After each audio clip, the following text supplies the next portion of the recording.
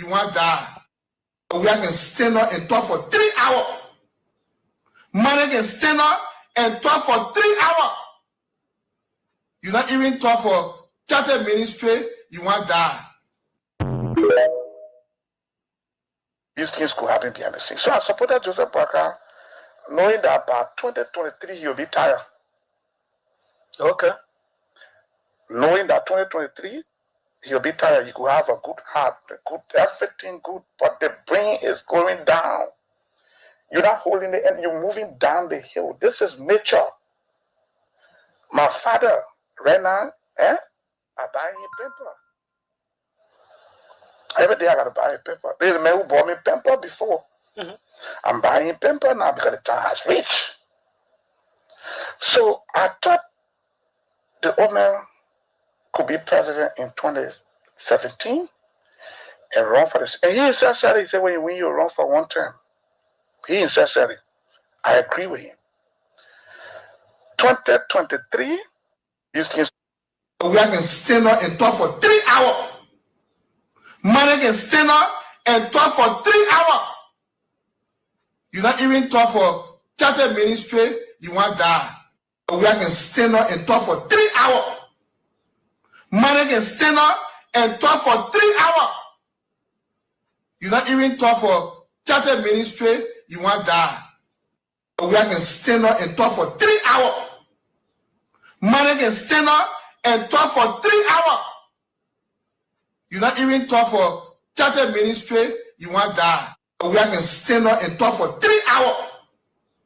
Man can stand up and talk for 3 hours. You not even talk for 30 minutes straight, you want to die. We can stand up and talk for 3 hours. Man can stand up and talk for 3 hours. You not even talk for 30 minutes straight, you want to die. We can stand up. These things could happen behind the scenes. So I supported Joseph Parker, knowing that by 2023 he'll be tired. Okay. Knowing that 2023 he'll be tired, he could have a good heart, a good everything good, but the brain is going down. You know.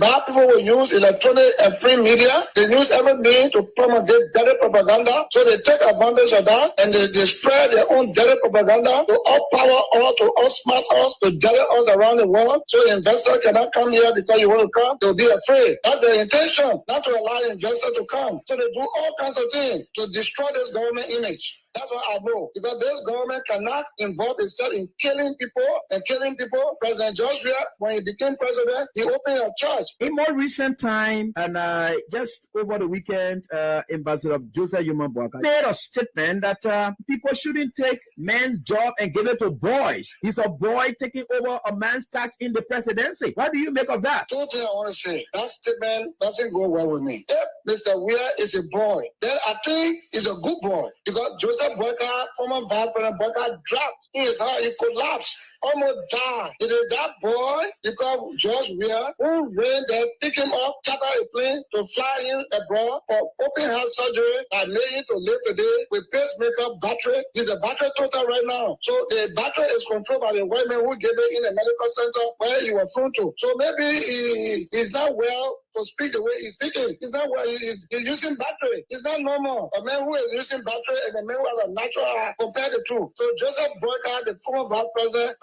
he's using battery. He's a battery total. Such a man cannot even be president of this country. He's sick. So maybe that the frustration making to speak the way he did, calling the president boy. So Joseph Boakai, the former vice president, he's using battery. He's a battery total. Such a man cannot even be president of this country. He's sick. So maybe that the frustration making to speak the way he did, calling the president boy. So Joseph Boakai, the former vice president, he's using battery. He's a battery total. Such a man cannot even be president of this country. He's sick. So maybe that the frustration making to speak the way he did, calling the president boy. How many million people voted that boy? So many millions. Look at this boy and you elected him. Maybe you call George Weah boy because of the age, because Joseph Boyka is over 70 and this boy is about 50 something. So when you say boy, well, that's it. But boy, in the sense of immaturity, no. George Weah is mature. He's mature. That's why he told Joseph Boyka on the ground where he collapsed to fly here, bro, for medical checkup, for medical heart surgery. That's what made him to live today. I think Joseph Boyka, in conclusion, should be very grateful to that boy who flew in out of the country for open heart surgery that make him to live today. But the way Joseph Boyka speaks, the way he acts, he is one of the 9 ungrateful lepers. The fact is, you could have emailed you, but he did not. He did not. He saved this old man. But what the old man is returning is ungratefulness. Call this president boy. You call the whole Liberian president boy, then you old man, you told him battery around here. But I cannot look at a battery man and elect you because any minute you could collapse. But you always say you want to be president and we know your record. You're on the time bomb, on the borderline. Just sitting and laughing at reading the comment section. John Balu said the reason why he's in this is to save the state.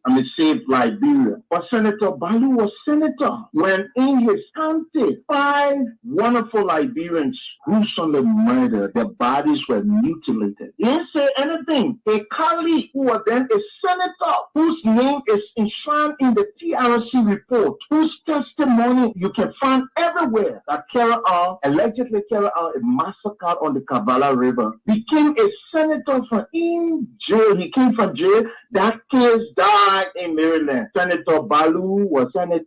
Senator Balu was senator when Kid Juba was killed. Senator Balu was senator when the Fula man was beheaded in River G. Senator Balu was senator when the 17 young men were killed between Lower Magidi and Grand Bassa County. Senator Balu was senator when one of the people who funding all of this effort was giving Intergenetic Hospital money and squash car to love it for him to move on traveling ban and access free. But today, he said he wants to save the country. Senator Balu was senator when Bridgeway from London came to do today a release naming the first 5 of Mr. Boyka's presumptive cabinet came out.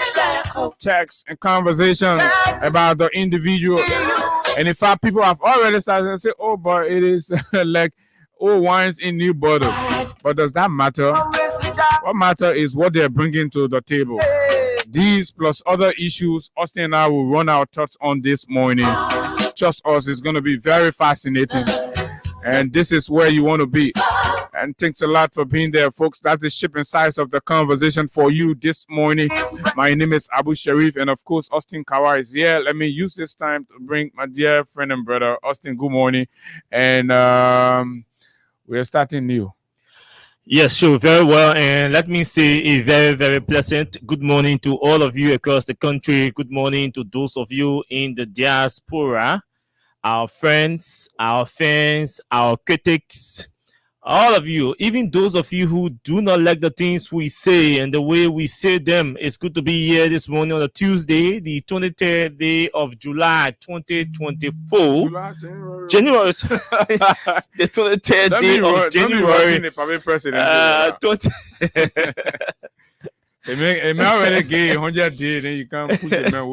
Yeah, but it's January, folks, 2023, 2024 in Morovia. It's good to be here this morning. The second working day in the, should I say the second? Yes, the second, because 12 noon, Baga was sworn into office. Yeah, work started yesterday. So yes, the second working day in the regime of Joseph Yeman Boyka.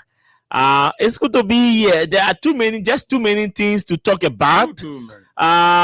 Very interesting things as well. Policy actions have started to be made and all of that. So yes, we go through them. The inaugural speech is available, very, very long, which I'm not too sure we want to spend some time on today. But just after the inaugural address event, yes, a list of 5 nominees surfaced on social media and on the e-marshal website, which I did not see, but somebody said it was on the e-marshal website, but I saw the press release. I did not see it on yes, the I saw the press release. A list of 5 persons nominated to different positions. Some we are going to spend some time on as well, you know. And then yes, the biggest scene take away from yesterday's event obviously is not something that we should just blind our ass over. So we're going to talk about what happened yesterday. What do we think? It's important you know our opinions on these happenings. You know, I mean, Liberia is an interesting thing. I like the pattern of defense coming from the Unity Party folks. So I don't know. You know, it's like maybe that halftime, so substitution has happened. So the goalposts that you were attacking before, you got to be defending that goalpost now, and then you got to be launching the offensive on the other side. So it's a shift in paradigm, and, you know. So we're all readjusted. So it's a whole new. For all we're gonna remain independent, we stand right in the center. Yeah, we're in the middle. We're not changing our goalpost. We're in the middle. Yeah. But you know, yesterday something and after I started getting calls yesterday, you know, about why I was not on the show, you know, and I did a read about, I tried to take it down about it, but it has passed, and these are things we'll be looking for to the police, a new police administration. Yeah, we need to be consistent in our protocol. You can change protocol at a damn minute. You can't do that. With regards to the police, Yes. I thought it was only for yesterday. It was for yesterday. It was for yesterday, but they adjusted the Zoom. Yeah, of course, yesterday. Yes, and they adjusted the Zoom and caused embarrassment for no too many prior persons notice that had nothing to do with the inauguration. And embarrassed, including bankers. Imagine you on your way coming to work as a banker. You are supposed to be to work. You're supposed to be at your office by 8 o'clock or some 7:30. And you get to Vata, you have to turn around with no direction where to go. Yeah. So find your own way and get to work. Or you're not passing here. Imagine getting off at Cloud and walking all the way to town. So that was not the initial protocol. The protocol was you get to Vata, you detour to Waterside. Exactly. And go to your place. That was the detour that the state, the Joint Inaugural Committee issue.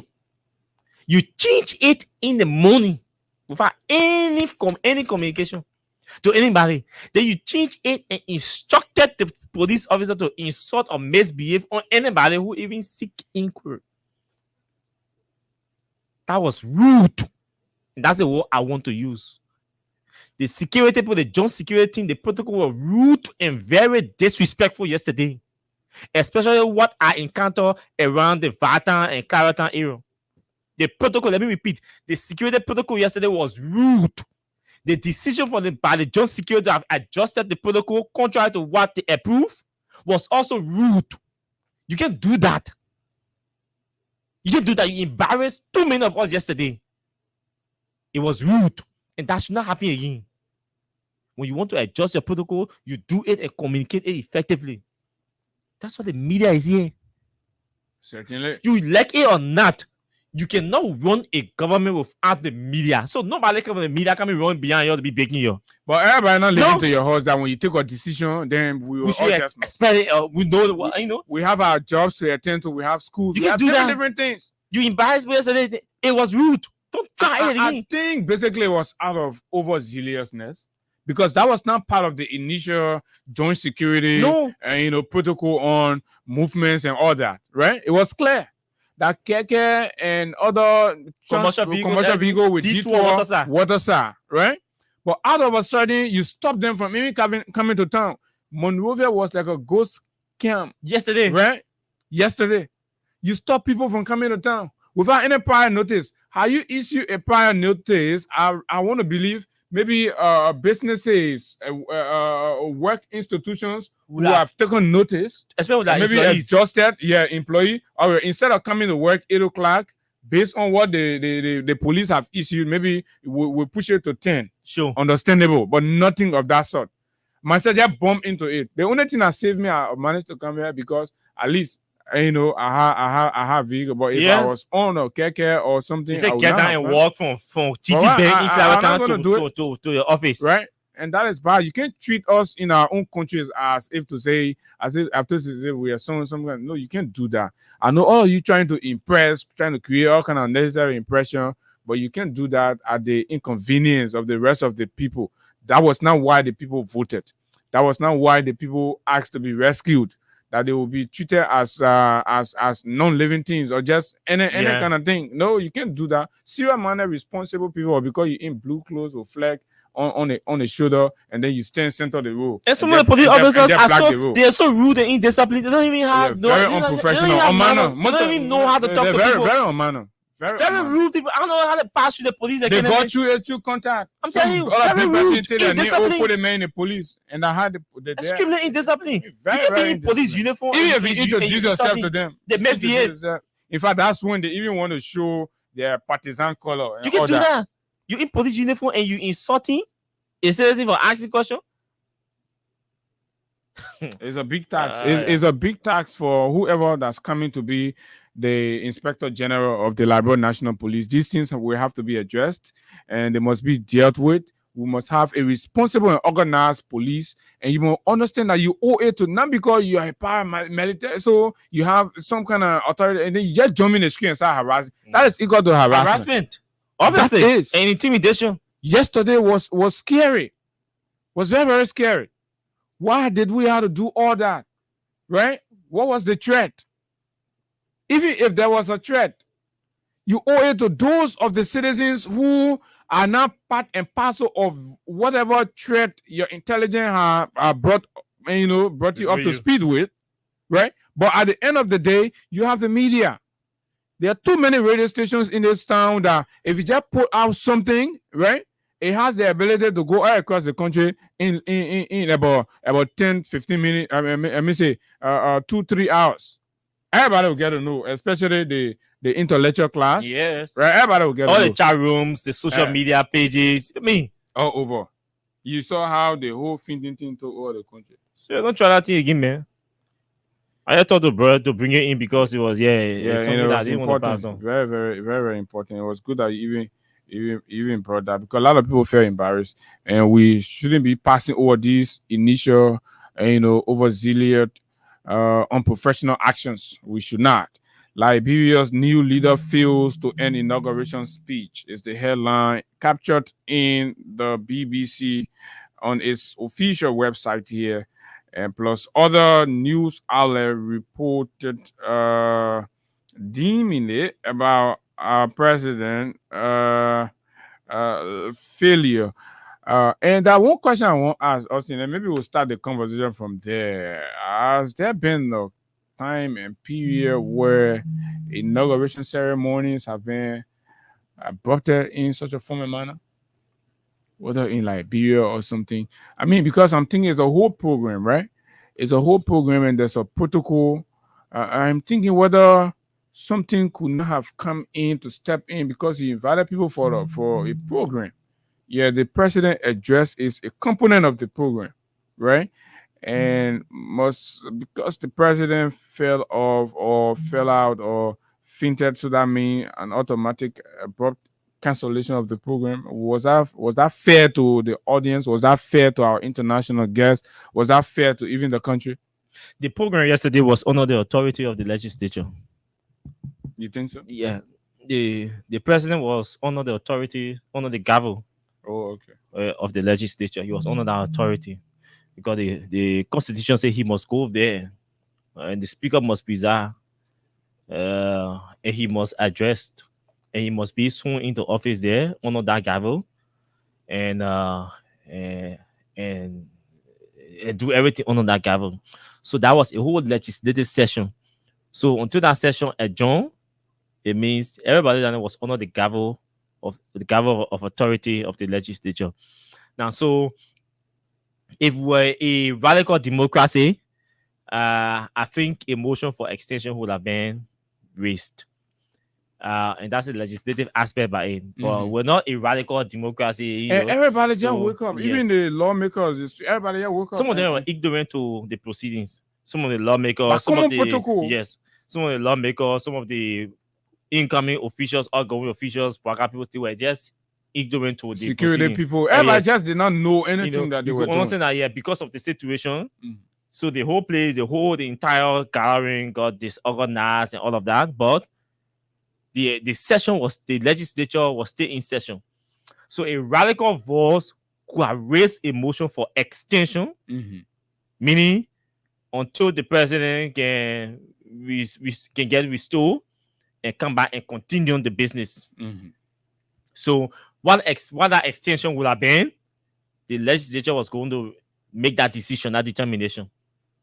Okay, but whether they were inclined to that or not, or whether they were inclined and decided to adjourn, that's another thing. But I think some of them, like Snow and the rest of the folk, I think they were inclined to that, and some of the lawyers, especially where the speaker is a lawyer, so I think they took a motion for adjournment, you know, and they had to leave. So it means the fact that they adjourned, that officially ended the program. You know, even though the speech did not end, but the program. They adjoined. Yes. Until a motion was raised by Edwin Snow. Okay. Yeah. But then some of them already started working on, man. So yeah. So I mean, that means people have to be, and this is important. That's what we told you. I mean, we're running a country here. Internationally, our friends are here. They come, they see what we are doing, and they know what it's supposed to be, because protocol is a global something, right? It's a global something, and these standards are there. They are instituted to be able to deal with these kinds of friction in programs, so that there's an organization on. For example, if Austin's supposed to be here, Austin protocol is able to come in quickly and everything flow through like that. Like you said, if protocol were properly coordinated on yesterday, right, that embarrassment would not have happened to the extent, right? Then we have been having a different conversation about, this thing is obvious, this thing can, it can happen, it has happened. Some intervention will have been made, collect the president, take him somewhere, have him there resting, and then while protocol take charge of the program continues, right, until its conclusion. Afterward, if the president is unable to come back, no problem, but we can come back and start having different conversation. But to abruptly, and in that kind of unceremonious manner, right, disrupt, a constitutional national function just like that, and everybody going helter scatter, international media there. Then look at the disgrace and embarrassment from Bernie Samuka yelling, "Oh, cut the camera!" You think somebody living with you can't say cut the camera? Like, how you can do that kind of thing? You even organize anything? Just sit there and you want the embarrassment to happen before you fix it. No, protocol don't work that way. You institute everything ahead of the program. Everything is set so that in the case of any eventuality, right, you're able to step in and cover up. This is a national program, a national function, and such a blunder was terrible. So if I am Bwakai, whoever were in charge of that thing yesterday, right? I mean, they will be losing their job if whatever they flunked. I mean, the people flunked. What you guys did was a blunder. It embarrassed not only Joseph Bwakai. I mean, terribly, whether Bwakai likes it or not. Bwakai will always feel ashamed about what happened yesterday, right? Of course, it happened to any human being. That is his greatest moment. His greatest moment. And to be there, and there was nothing, too many things would have happened to prevent or to save and help Bwakai out yesterday.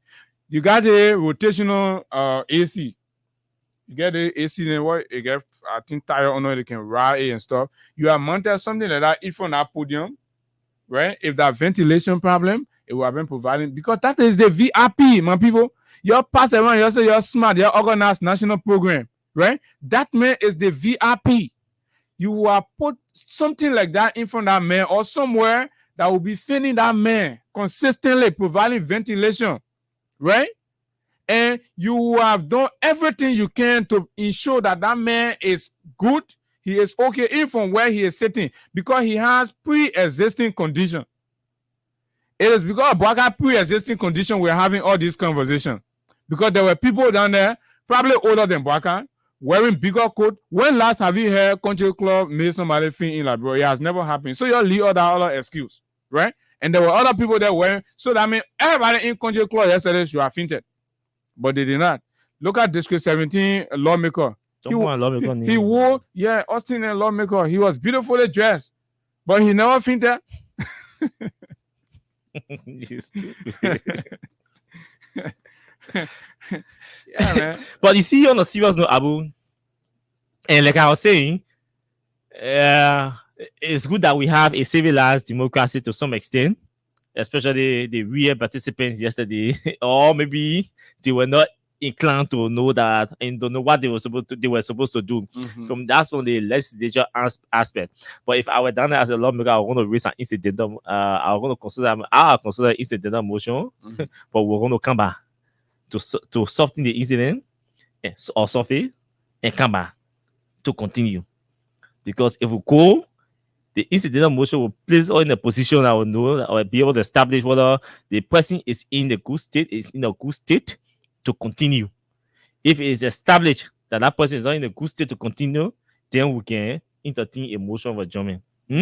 Okay. But anyway, that's it. Now,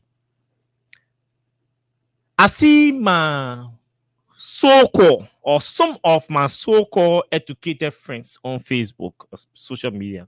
Oh, you won't go into that one now? I thought we already going into it. No, let's stop the PA system. Oh, okay. Yeah, we'll deal with this small, then we'll come to the real issue. You see, the first mistake we made was to have gone for a PA system in radio.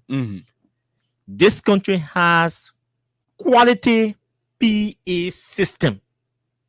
If I let me pluralize it, this country has quality PA systems. Most of the stages you see, they are inbuilt. They are inbuilt. We have internationally built stages in this country that people are renting, that the team could have used, or the team should have used, in fact. Why didn't we use our own? Maybe somebody from Sierra has interest. They say, let's bring my man from Sierra. And so they took a set from down there, which was wrong. The next thing is, I will speak about the protocol. And that's why I see people, this country will grow when we start to own our missteps and fix them. Because the only way we can fix problem is to identify the problem and own it. Once we refuse to identify problem and own the problem or acknowledge it, trust me, we will not fix it. And that's the problem we have. You were given a responsibility. Part of your responsibility was to ensure a decent and good and clear or audible public address system is higher for the program. You went to the program, the public address system is not good. You take responsibility and apologize to the public. You don't shift blame. You don't justify. Justifying what? To prove what? That you went to school or you get credential or you're intellectual? We get intellectual last everything. No. Especially the ones that embarrass our image outside there. Do you know what it is? That the president, even doing the administration of the oath, it was not audible. It was not audible. It will break in, it will come. It was very distorting. Very embarrassing. That's called sabotage. And you all sit, I see some of you trying to justify and shifting blame. To whom? That the people we hire. When you hire somebody to perform a piece of job and the person does not perform that job to expectation, you hire a person take the responsibility. You take the responsibility. Then you can't go and say, oh, like the people we hire, like the set we brought. Who brought the set? You. So you take the responsibility, not the people. They're business people. What did you do to assess? Did you assess the set to know whether it was good? When did you install it? Did you test it? What was the problem? Some of the microphones did not even have battery. They didn't even know that the microphone that they placed to Mr. Barker's mouth during the administration of the oath, that was just simple problem. Battery. The battery was and they took the microphone with our battery from West Carolina and brought it in like bro. That was just simple thing. They had a battery. But they could not even detect the problem. That microphone was just battery. The other microphone that they had, the Chief Justice was using, it was chargeable. That chargeable microphone. It was not charged. So the people brought most of the microphones here, they were not charged. The ones that were chargeable were not charged. The ones that were using battery, recycled battery, there were no batteries in them. And the battery the microphone is using are not the regular battery we use. No, the Kodak. So those are some of those are microphones with inbuilt batteries. But you can change them, you can recycle them. But again, that's what you all went for. Yeah, I hear people talking about meta formula and the protocol thing and all of that. I'm not too sure they were. I'm not too sure they were on top of the game. I'm not too sure any rehearsing was done. I don't know how did she come in the picture to manage protocol at that level. What I'm told that she became overly assertive and you started usurping everybody's function. Okay, right? She took charge. She could not listen to veteran ambassadors and protocol like Wallace, Ambassador Wallace, right? Ambassador Wallace, and a host of other people. She's not Oba guest. There's something. Yeah, that one. Yeah, you start pushing people now to start talking the other one, but we'll hold the one yet, right? But honestly, and she the one when she sit down on radio, she criticize everything somebody does, when I watch and project herself to be a sophisticated person that is inclined to everything that as a saint. Look at how the woman managed. The woman got, I believe, because of a radio conversation, so she got picked as the head of the inaugural committee. And trust me, it was a blunder, right? Even UP people will admit that woman dictatorially presided over that thing. She did not do anything, and she's even being accused of corruption, right? We cannot say that now because they have not come out with any report and things, but just by this Gibbs communication company from Sierra Leone, I already have problem with the fact that it is not equal to empowering local Liberian businesses. All the stage and sound systems that have been organized here, let it children had their recently say gathering, right? They went on the beach there, and a Liberian company went there. They did it. It was wonderful. We listened to it. The sound, everything was okay. So we couldn't hire the one to go do better than what the people did. But because Miata then get that Sierra Leone family thing, and so they get their cousin and get company there in Sierra Leone. So as soon as you get an opportunity in Liberia, they're ready to go for their cousin and their family relative and company in Sierra Leone. That's part of the way they want to steal from this country. They will establish businesses in Sierra Leone and other Ghana and other places. So as soon as there's a national event, then they will go hire the one, and they will hire it at a higher cost. Then they will bring them, but mind you, they have interest in those companies. Because who takes such a terrible company from Sierra Leone, bring it to Liberia, and a company that is not even aware that the battery in her microphone, right, is not working. That the kind of company that imagine they brought. You just disgrace the country, right? Disgrace the country because of your personal, interests and all that. So I mean, that was a blunder. And it further goes on, and I saw a lot of our friends trying to justify, that the other person. I was not about who hired or who made the decision, because I know, of course, it's the incoming government that make a lot of these decisions, and the inaugural committee is headed by the incoming government, all that, right? But I was not really about that. I was about the fact that you will leave struggling Liberian event and management companies here and go to Sierra Leone. So, Austin, the reason you will want to do that is because you have assessed and come to the realization that you get better quality from that company than the ones in Liberia. So if that company comes and perform, and then we see such a thing, whoever brought that person must pay for our money, because our laboratory money, not Baka money was used, our laboratory money. Man, that better family un combine dans la chip. Just say for say no stick on it, stick it on it. Yeah, but you establish the company in Sierra Leone. I think that kind of criminal thing. So as soon government event happening, she will join. Let me bring the some people. Then she'll go Sierra Leone. She bring a company. You ask about me other family for the receipt that they pay those people. John Malu, your answer to produce receipts for some of the spendings that she said she made, including the amount she paid to the so-called communications company from Sierra Leone. You answer for that receipt. Will Meta Formula give you receipt, show you receipt with the money she told you she paid to hire that set? You'll never respect us. You answer for receipt. Those are the rescuers. Yeah, those are the people who come and rescue this country. Mm-hmm. When they start to steal from the early stage from their bedrooms, they started stealing from their bedrooms. A man who steals his own money is capable enough of stealing another person's money.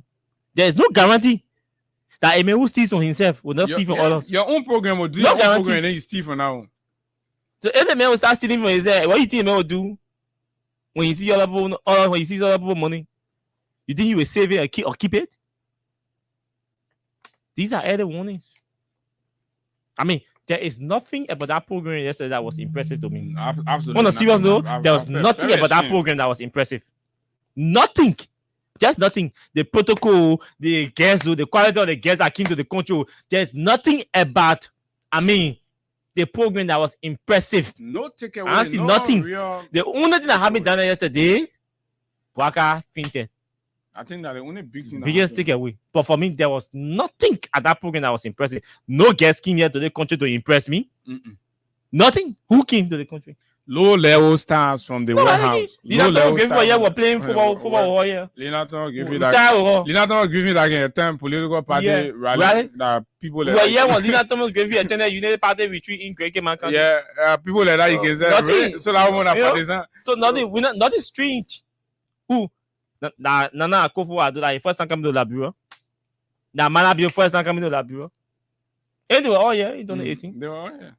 Nothing. So what's nothing? What extra difference? Nothing. What's the extra flavor that was added? There's nothing impressive. You inaugural committee people. Me at time you know nobody in the country. When you sit on radio, you're all that you get all the solution to liberal problems. Yes. They get a small inauguration. You can manage call people you don't even know who to call. Right? Just perform. Imagine a little boy, Emmanuel Gonkwe, had to even make you to blunder diplomatically. There was a diplomatic blunder yesterday. How?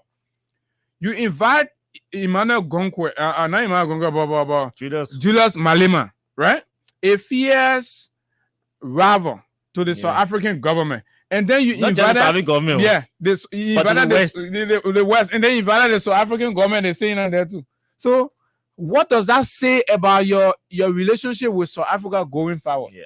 What's that you own? Right? Then Malema, that Russian man. Yeah. Then you bring the man, you put a man there, then you bring it is an approval under diplomacy alliances. You don't speak everything. If I see you, it's a breast of the same fellow flocks together. If I see you with Austin, right? It is a conclusion, it is a reasonable understanding that you and Austin now are forging alliance, right? So when Malema comes to your program, critical diplomats are not looking at Malema, they are looking at Malema's extensions, right? And the possibility of your new relationship with Malema extending to these people, and people start to be critical now on how they deal with you. And sincerely, there's a reason why we kept asking, and this question was unanimous. We were unanimous in asking this question. Hey, you tell us the names of the guests coming. They refuse. We need to know we need to see the list of guests we are expecting. These are some of the reasons. Trust me, there would have been a boycott. I'm not too sure the US. If the US had known that Malema was a guest to this program, I'm not too sure they were going to be in attendance. Russia, Malema is clear on record. In fact, when the war was criticizing Putin's visit to South Africa, it was Julius Malema that said that defied the West and defied the South African government and said Putin will come to South Africa and we will go to receive him. Mm-hmm. Our country, Liberia, is on record for condemning Putin. Our country, Liberia, is on record for condemning his encroachment in Ukraine. Our country is on record for standing with Ukraine. On record. On the record. And Malema stands with Russia. Malema said he supports only undemocratic. Once it is in the interest of the people of Russia, once it's in the interest of protecting the sovereignty, quote unquote protecting the sovereignty of Russia, he supports it. That was against our position about the war in Ukraine. Your protocol people call him here to face the US delegation and the South African delegation and allow the South African, force the South African ambassador to go and receive him. That was embarrassing. Very, very embarrassing. But that they know more people than they know everything. Meta Formula projects herself to be one of the best, the most seasoned and experienced ambassador in the country. Nobody knows protocol or anything they have. Foreign service they have. She's the only person who knows all the foreign service languages in the country. She's the only person who knows all the foreign service sounds in the country. She's the only person who knows everything. Not knowing that so la, she empty-headed. See that kind of blunder. See that kind of blunder. And who is sent to go receive him? He sent EFF like people to go and receive him on the airport. So I mean, we told they even came at the invitation of the EFF, and he got admitted into the official protocol. Imagine those kids detecting protocol and who come as guests and that. Yeah, this country. We blow. There are many serious people in this country, but there are a few unserious people in this country who project themselves to be very serious and knowledgeable of many things, but they're not. The moment you give them opportunity, they will misuse and abuse the opportunity. And they can chatly. She sits down today. I'm sure she is very proud of what she did. She cares less. Proud? I'm telling you. The only should be proud. Maybe if she not smoke plenty. She cares less about the embarrassment that she brought to the country. You saw the incident yesterday. Did you see the movement of the Secret Service guys? They were very fast to rush. To their people, to their delegation. It took them off. Embarrassment. It could be, my man. That thing was running too many things in people's head. So the way they were thinking, you were not thinking like, he this, he that. That heat? They both went for that people. But that heating don't even make sense to me, right? Because if anybody must be suffering his heat exhaustion, it has to be the where people that are not used to this kind of temperature. And one thing, but a man from Wasonga that walked, he told us he walked from Wasonga to Mara. I thought the man was young, man. No, I mean, I'm trying to paint a picture where this man was born in heat. Yeah, born in heat. Walk from Wasonga to Mara in heat. At this point, he's not normal. Somebody. No. But they don't want to admit that he's not normal. No, but he is admitted that he's David. Fine, and they gotta understand that it's the pacemaker because these things are electronic. Oh yes. Maybe something happened in the system, and because I only saw the old man rubbing hand on his face, and it was not easy. Had that guy, listen, Labrador was saved yesterday. Had that guy not come to the rescue, you saw that EPA officer that did 2 fingers like that. Had that man not come on the bar, going to fall down. And when Baga are going to fall down, maybe right now we're preparing for that. What thing they can do for a repass or? Man. I mean, you come and think about it. President falls like that, an elderly man, and when people fall from this kind of, we are very excited that EPA man was very, very alert, and he came to the rescue of Baga. So he rescued the rescuer. He rescued the rescuer. The rescuer was going down. You see the man going down? Lekun described. The man was going down the mountain. I could see Baka literally going down. Yeah. That man had to come pull him, and then the other EPA guy jumped from up and came behind him from the back and provided backup. And see, a couple of the comments I read, I'm disappointed in one or two. Imagine, we need to start. I see what Baga says. Some of the people around, he's not giving them a ministerial job or head of. He's not making them heads of entities. And I support him. On a serious note, because that sense of reasoning is very poor. Their IQ low. You can see the low IQ in their argument on Facebook, and they think they are being intellectual. I see one because. Imagine somebody is sitting bragging of having 2 master's degrees and is shifting the blame on a speech writer. No, Listen, that one made me weak. Then I sat back and said, My man will clear up some of these people. Then. Are these guys? They don't go to school. Go. Are these guys serious, or do they really understand what they're talking here? The first thing is, Abu, one person does not write a president's speech. So, let's say now, the fact that they say now, the fact that they're telling you that the speech writer, it means they are insinuating that one person wrote the president's speech. Yeah. So the person that wrote the president's speech, that the person must take the responsibility. Hell no. You don't get fooled. You Liberians. This is not about CDC people, UP people, AAC people. Liberians, don't get fooled. One man did not read that speech. The impulse came from sources, different people. The choice of words, the structuring, the arrangement of the speech. Now that one person did it. I'm saying it because we know it. So to start telling that the person who wrote the speech, who the person that Sylvester Grisby, we should go to, because he was a part of the speech writing, a very good speech writer. Can he almost shift the blame though? Some of the reason you even brought the wrong. Sure. But Sylvester Grisby alone did not write that speech. Kofi was a part of the speech writing. And they are the people on the first. Yes. So should we go for Gafwan? Because they were part of the speech writing. So we should go for those people, right? He said we should blame them. Okay, they wrote the speech, they structured it, they arranged it. They did all the placement and replacement of words, everything. What did they do? Did they go and put it in file, print it, put it in file, and go keep it and seal it? Yeah. Say waiting for inauguration day for Joe Biden to go read it? No.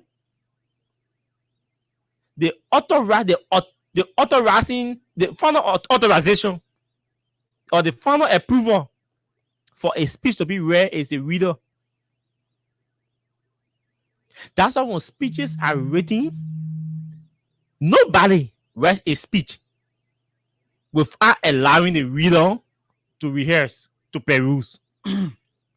Nobody does that. Not the people around Baka that I respect, somebody like Sylvester Grisby will not sit down and write speech and don't allow Mr. Baka to rehearse the speech. He would never do it. He will never do it. Mr. Baka had the time to have rehearsed the speech. Mr. Baka did not rehearse the speech one time or two times. Mr. Baka had a whole week to rehearse the speech. They had a whole week. They've been making adjustments. They've been making adjustments in the speech. The speech was longer than that. And some of you who are not around Baka, you don't know. But the people around Baka are aware that the speech was even longer than that. On Baka's advice, with the consent of other people, family members, they had to, for them, they were concise in the speech, which is good.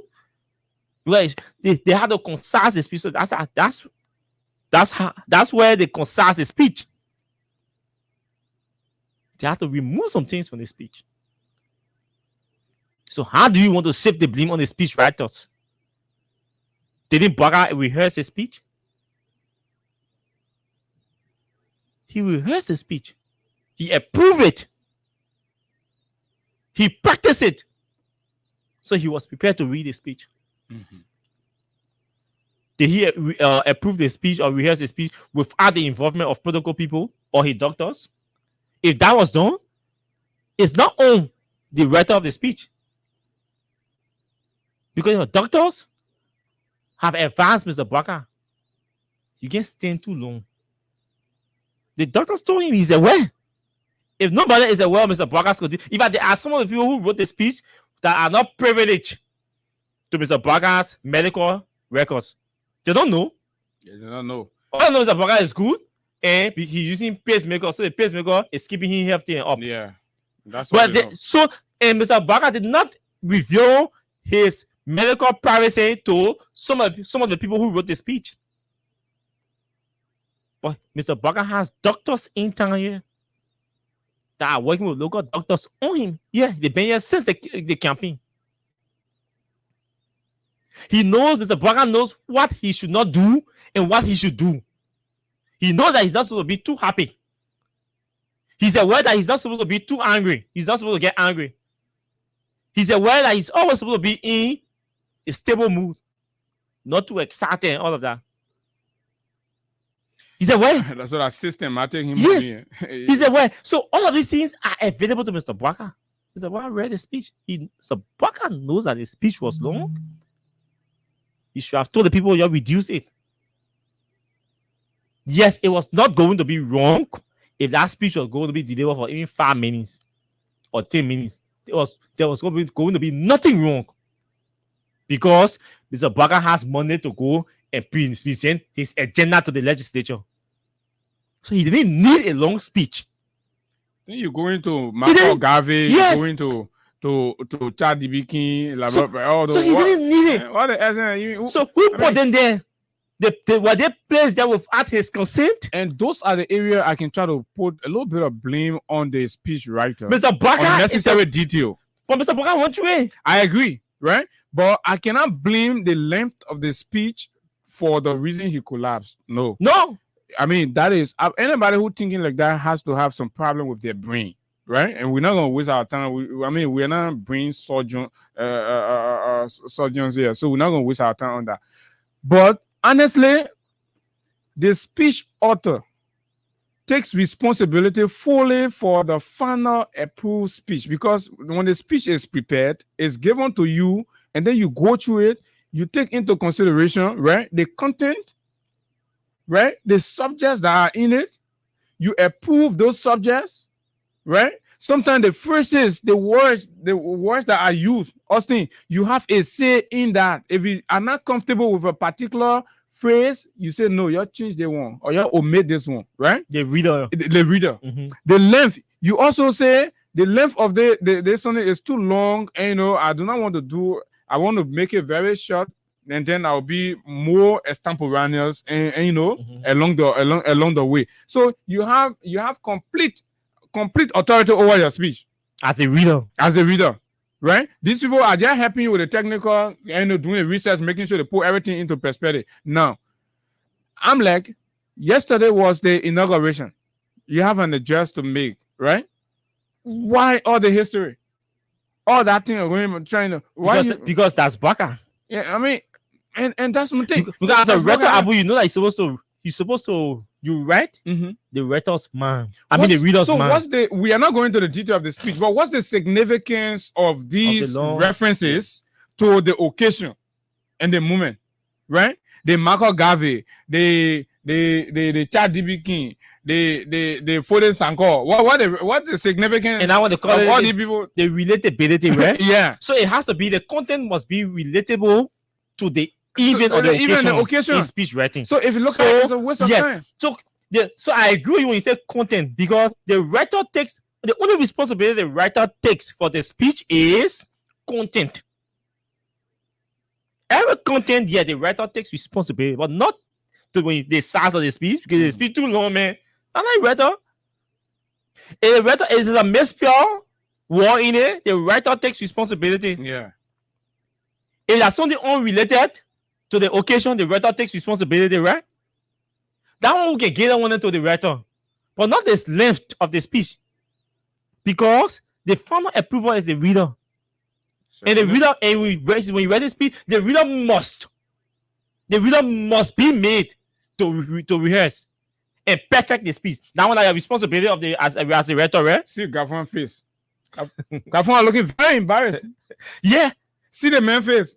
People were not happy yesterday. Smart intellectuals were not happy and excited to see what happened. So yesterday. the writer must ensure that the reader rehearses the speech and perfect the speech. All those responsibilities on the writer. Because when the reader performs, it goes to it's a shared responsibility to the writer. Mm-hmm. You don't want to put a word in it. You don't want to include a word in a speech that the reader will be stuttering to pronounce. But normally the speech writer are not even brought to the forefront. No. So we're not even discussing the forefront. The reader takes responsibility. You are the founder, you are the approval. Yeah, so what time you now see people lead the speech reader and start putting and discussing the writer? Why the people that say approve? You the one can approve the writers. Why the people that approve? oh, they read the speech. You have to prove read. Why do you think the reader must prove read? Why do you think the reader must rehearse? Why do you think the reader must perfect? Because when you read a speech, that your voice you're using now, when you start stuttering, mispronouncing words, it doesn't go on the speech writer. No, it goes to you, the reader. I see everybody saying, "Oh, that the speech writer." What did the speech writer do?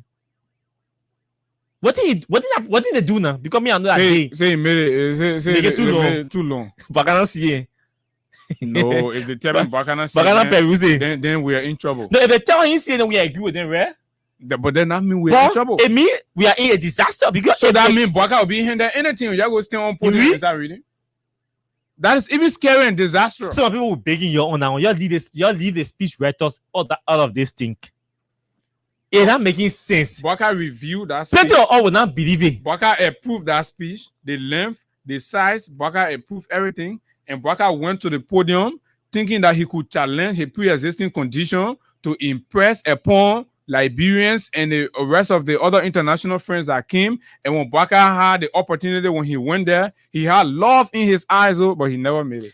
And this is something that happened that you need to know also. Mr. Baka was pulling a challenge. And that was, in my mind, unnecessary and insensitive to the reality. Mr. Baka is aware of his poor health condition, something that we all do not find pleasure in celebrating. The people around Baka are aware of Baka's appalling health condition, something that they too are not happy with. Why put a challenge to your critics? Say they make it for 1 hour. But you know, in practical sense, Mr. Baka cannot stand for an hour. Focus in one direction. Mr. Baka did not lift his head for that paper until 35 minutes reached and he went off. He didn't lift his head. If that job we are going to be reading on that stage, we hear it down. That issue for UP, that issue for UP intellectuals. Oh no. And Baka never real. Baka here is always buried in the paper. The guy, there's a word they call scheming. SKIMMING. That yeah. I mean, in problem. Look, when you are fast reading through, or maybe the paper before you, that they got scheming. Those you watching? Yeah, skim through. Skim through. It can be done in different ways now. Not one way. Maybe somebody can get you paper. Yeah, means okay, this is it. Okay, you skim through it. You skim read. When you're on the podium, you gotta skim through some paragraphs or phrases. You're hitting a bit of paper just like they hold it down. Reading ABC.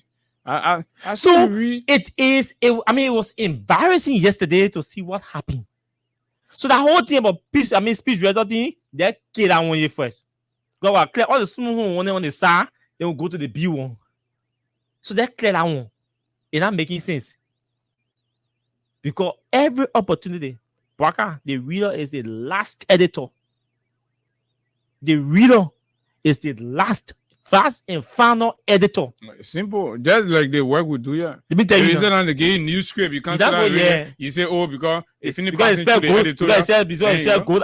Why you are reading, you are editing. Yeah. Why you are reading, you are editing. Don't edit it. Sometimes it's because I've gone to deliver speech, right? While I am reading, I'm also making adjustments. Because you are the final editor. Right? But you said on that because the impression you're gonna make is what's gonna go out there. And it is even a disgrace that will be shifting and making speech writers the center of the conversation now. Yes, right? Ellen, with the 12 years and all the speeches she delivered, there was no point in time we talk about the speech writer. Mr. Weir and all the speeches he delivered. When those speeches were doctored, they were caught, they were made, people were doing all kinds of things. And nobody talked about the speech writer. In fact, Mr. Weir's last address to the nation, people said it was too long, 3 hours plus, right? Yeah. People complained that the speech was too long. Nobody calls speech writer. So why are you bringing speech writer? You have we didn't bring a speech writer because Mr. Weir wanted an elaborate speech that would address all his achievements. And if he had the capacity to stand for 3 hours plus and present that agenda to the legislature, no issue with it. It is his speech. It is his agenda that he's presenting. this period. I said, no, Mr. President, that reduces to 2 hours. I said, no, put all my achievement in the speech. If he goes there and stands there and start mispronouncing words and start misreading figures, we deal with Mr. Weir.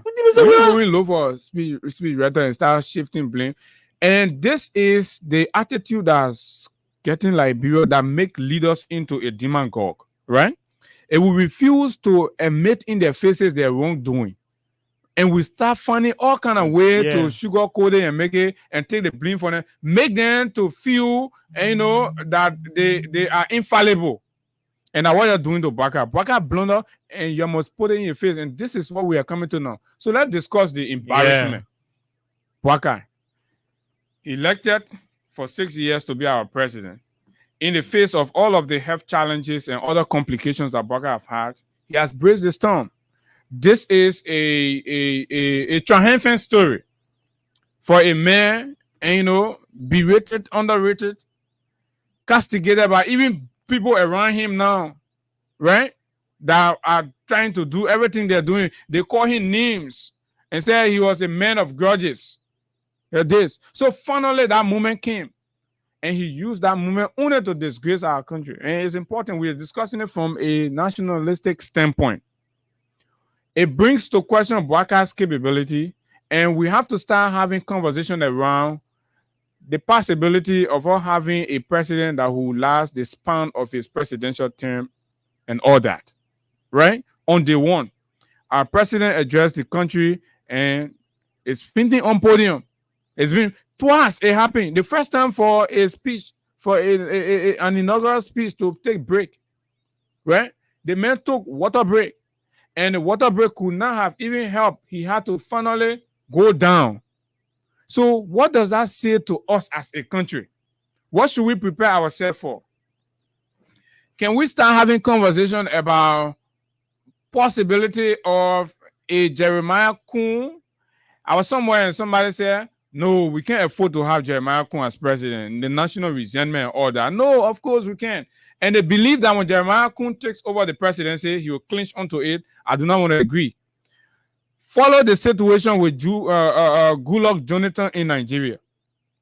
When Goodluck took over from Musa Yar'Adua, who people tried covering his illness and all that, and when he finally gave up, right? People felt that Goodluck was young and Goodluck was going to remain there. But the country was resolved. It is the people that invest their power. It is not you. So Jeremiah Kun can even take over from Baka now, right? That is not a guarantee that 2029 Jeremiah Kun will remain president. No. The people can go to the polls 2029 and remove Jeremiah Kun if they so desire. That's the call. So we must not be afraid and start to pray for an incapacitated man to remain at the helm of our country presidency only because we are fearing having Jeremiah Kun or a Nimba people president. No, I do not subscribe to that. If it is possible for Jeremiah Kun to be president, I support it. There is no problem. Nimbayans are Liberian. Hey, election over. You have voted for the people. So why must you have problem if a constitutional vacuum is created due to the incapacity of the president, for example, and Jeremiah Kun steps in? Oh yeah, I will celebrate if Jeremiah Kun step in because it is a fundamental constitutional requirement, and nobody must run away from it. So you must see that your tribal bigotry, hatred, and all that. Nimba people are Liberian people. They deserve to be president. They deserve to be anything. And if the constitution provides that a Nimba man must be president, a Nimba man must be president, and we all must rally and support him as president. Now, that's what I think about that. And then the next point is, right? Bwakai, at this point, the nation must start to have two set of conversation about him. We are in a state of emergency as we speak, from how I see it. That means we are at a crossroad. Anything can happen at any time. So the state must be prepared, right, to accommodate at any given point in time if the unforeseen circumstances happen, right? I'm not predicting. Whether you like to hear these things or not, I can guarantee you we'll have these conversations. We'll have them and care less about how you feel. because this is about our country. We're not discussing Bwaka. If Bwaka was sitting to a horse, I will not go there and start talking about Bwaka. I'm discussing the presidency of our country, right? And that is a matter of law.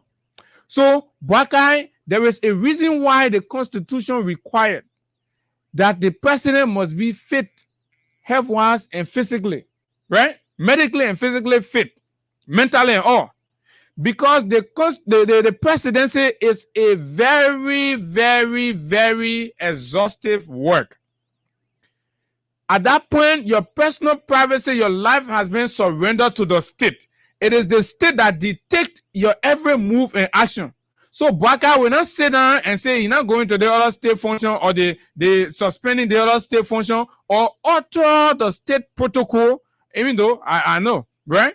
Yeah, he has authority over that. So, but at this point, for example, if he's supposed to attend the Armed Forces Day program, where there is supposed to be a pass-in review, and the president is supposed to be there, the military people and other paramilitary and other people are supposed to come and do a salute to the president and go through all these things. But he said, oh, because Bwaka said, you bring chair, Bwaka sit down inside.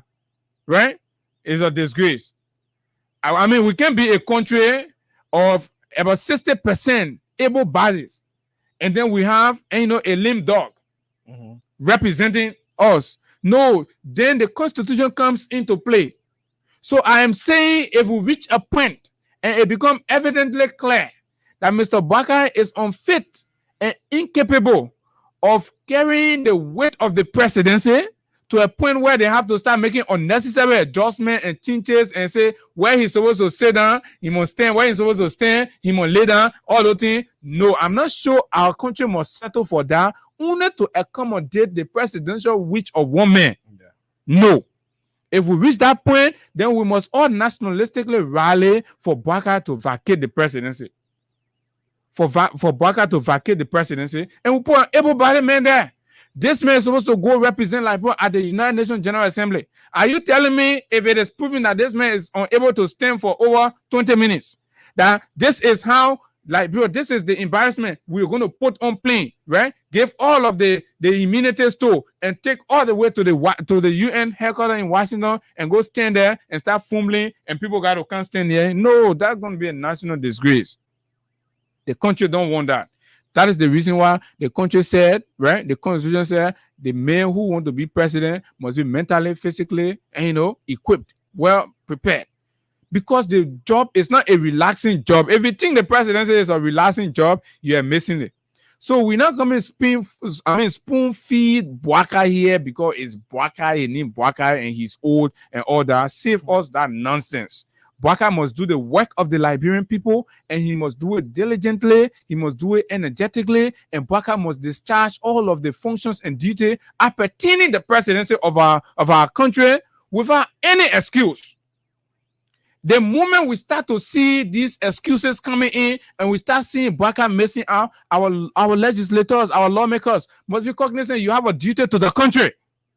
And if Bwaka must go that level, then we must invoke the laws, and Bwaka must excuse, because the country got to keep going on. We can't pause the country because of one man's sake. That's not our business in that. That's not possible. It can be possible. And you see, and I'm going to send someone away the money, and after everything will still operate. But we have to call a spade a spade. I like the way I will place it. This country does not belong to the Unity Party or Mr. Bwaka and his family. This country belongs to all of us. We all have a stake in this governance of this country, in the development of this country. Anything that has to do with growth, we are stakeholders and legitimate stakeholders in it. Why are they starting? What happened yesterday, there's only one reason why I am happy. I'm not happy for what happened to Mr. Bwaka.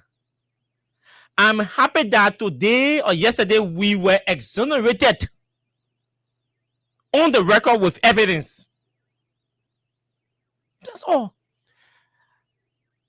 I always reflect one advice that the late Mamadi Diakite always told us. He always said two things to us. One,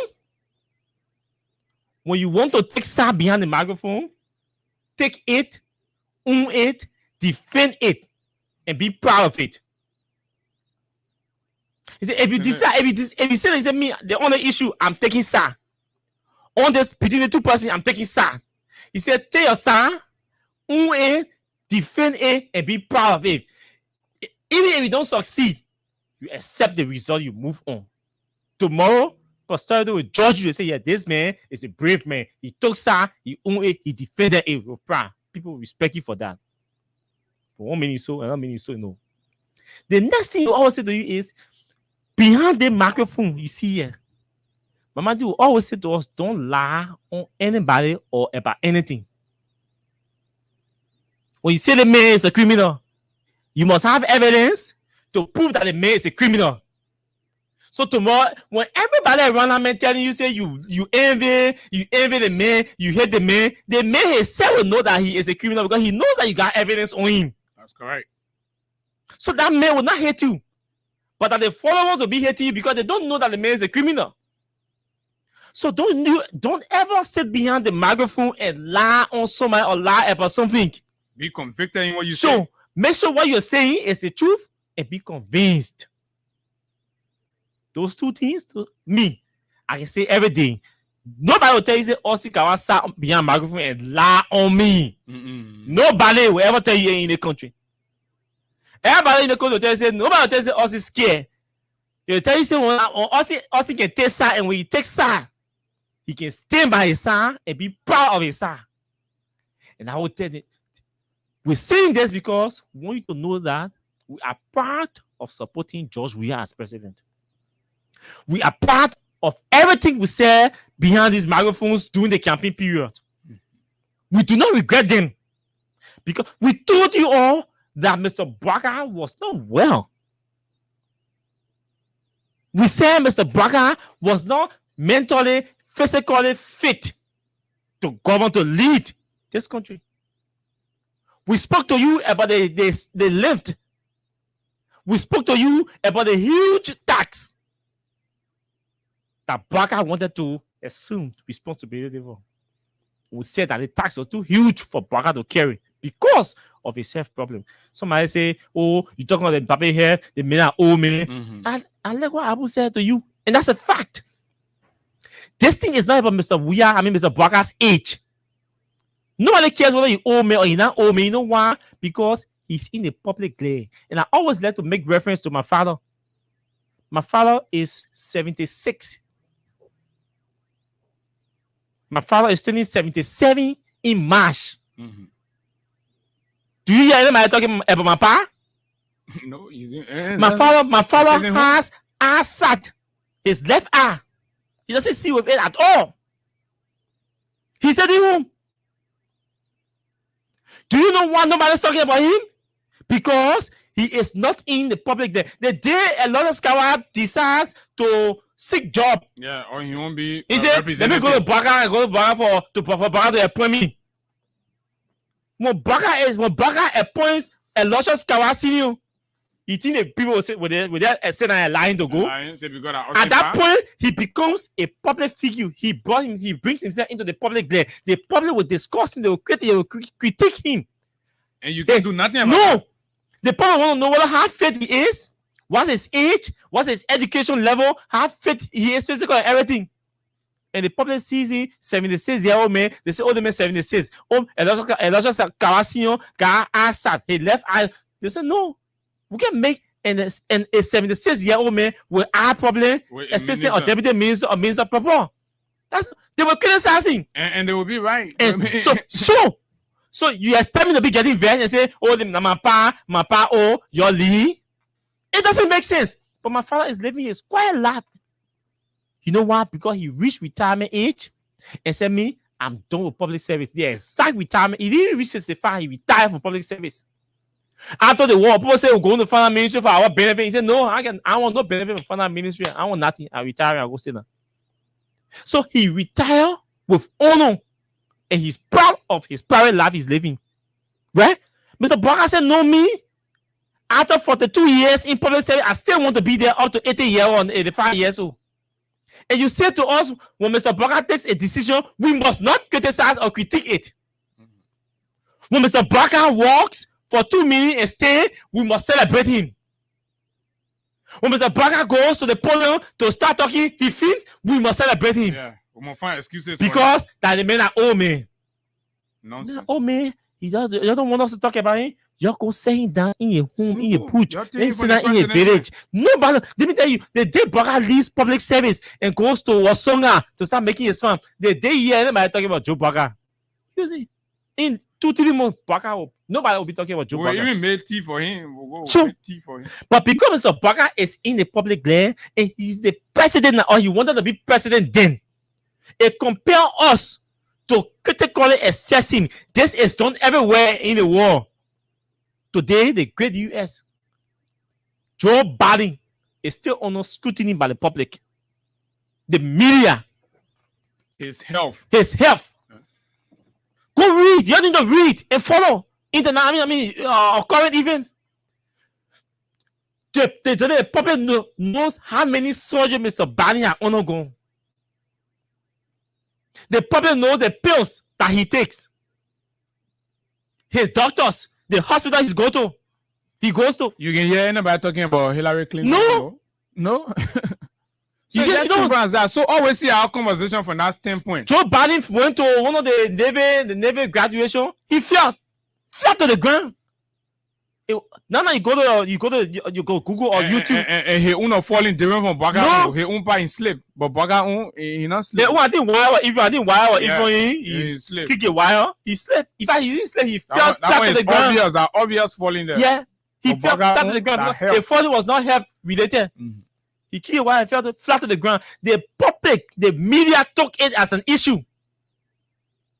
And they ran over it today. If you go to YouTube, you say Biden falls, Joe Biden falls. Different websites will come, different news outlets will appear. You watch it and see him falling. Nobody can tell you, say, oh, the men are old men, don't talk about him. Yeah. If you don't want for people to talk about, if I don't want to be criticized, trust me, I should leave the microphone. There are people who do not like the way I talk. There are people who like the way I talk. There are people who do not like the things I say. There are people who like the things I say. There are people who do not like the way I sing. There are people who like the way I sing. So, should I sit down when somebody criticize me? Then I say, vex. Why are you criticizing me? I should expect criticism at any time. And I must accept criticism because I'm a public figure.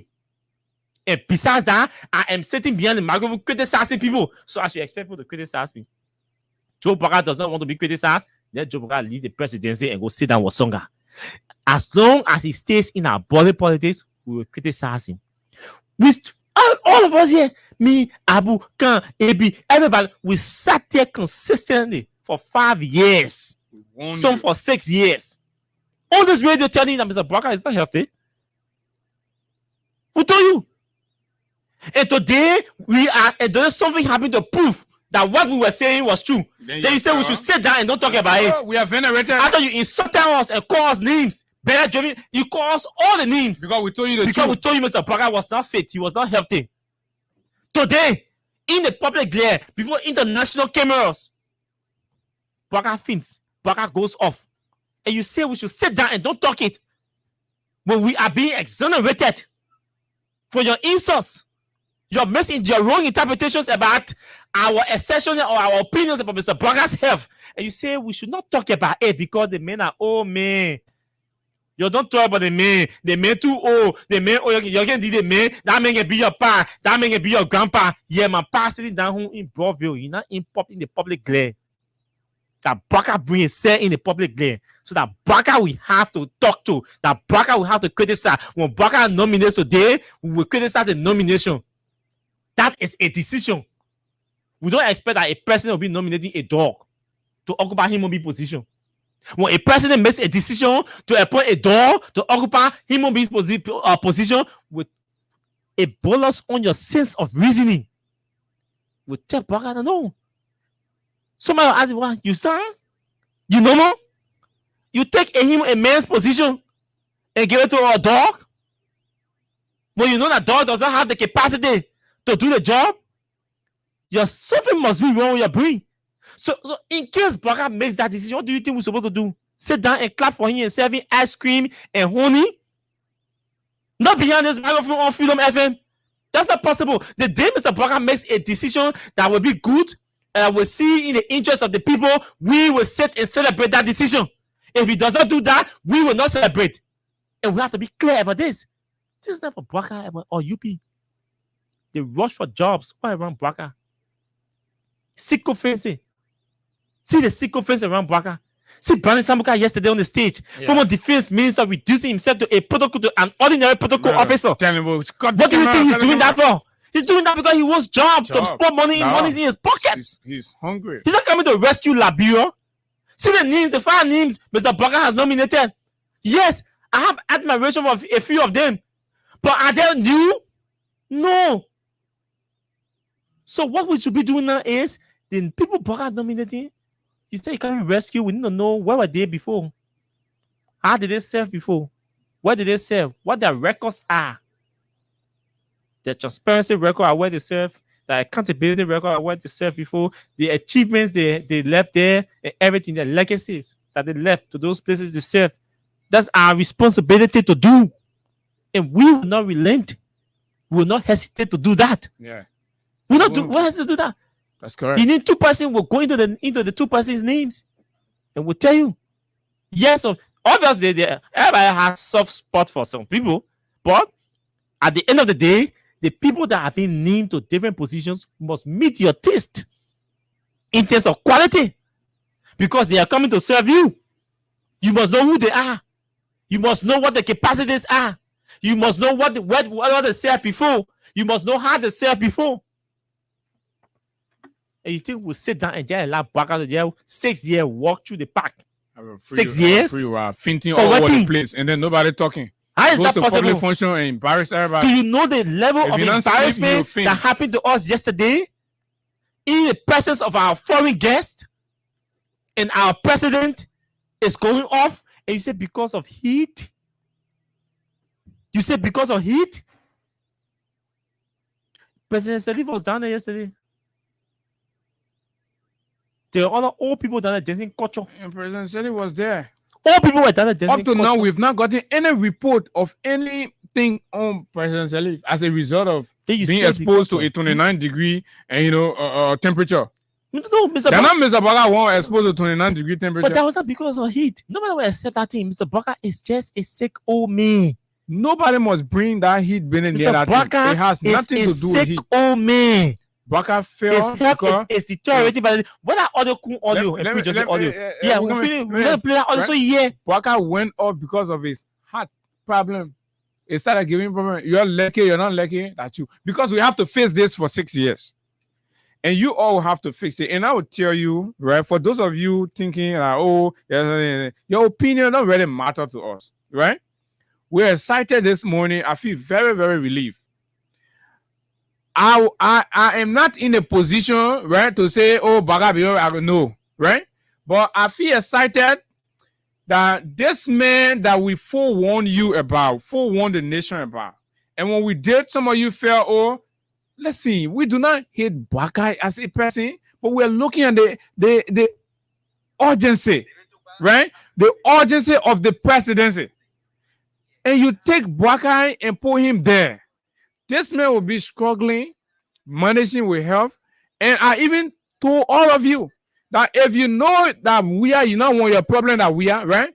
There are 19 other candidates, let's say 18 other candidates that we could pick from. And you go sit down. So you're not disappointed in yourself, right? Who made such a horrible decision because you hate one man. Then that are who trying to save the state and tell you that, oh, this man does not have the mental capacity to lead. This man does not have the health, the physical well-being, right? To challenge the rigors of the Liberian presidency. It's a very rigorous task. It's not child's play. And we sit here, you think we're going to spoon feed the old man, right? We let you know and we inform you that this man was old and that you needed to take cognizance of his oldness. Yet you ignore it. we alerted you that this man was sick, that you needed to take cognizance of the man's sickness as you make political decision. You ignore it, right? And you made this man president. And you've made this man president on day one. They may embarrass the entire country. And you want to compare his embarrassment to your unofficial, irresponsible relationship. And you talking about, oh, you go sleep to another person, man, this, that. Is that what we come to reduce our national conversation to, right? We're having national conversation about the capacity of our president, and you want to equate that to your social life. Who cares about that? You don't reduce the standard of our country for one old man. No, we are not going to sit there to condone such a reckless nonsense. And anybody who want to take us on that path will not waste our time on you. It's important that we all brace ourselves, like I said, for an emergency alternative fix in an event where this man, because we will not sit there. Monday, this man is supposed to go address the legislature, and people are contemplating on whether he should just do a document and submit it to the legislature. That would be uncustomary. That's not what we are used to. But if we start to do that, so are we saying that for this, so we must relax all of our country and laws, procedure, practices, only to accommodate women? What can we relax the men to accommodate the interests of the state, but we must relax the state interest to accommodate this man? For what? Is he the only human being in the country? And you're looking for old people. It gotta be old people who are fit, prepared to do the tax as required.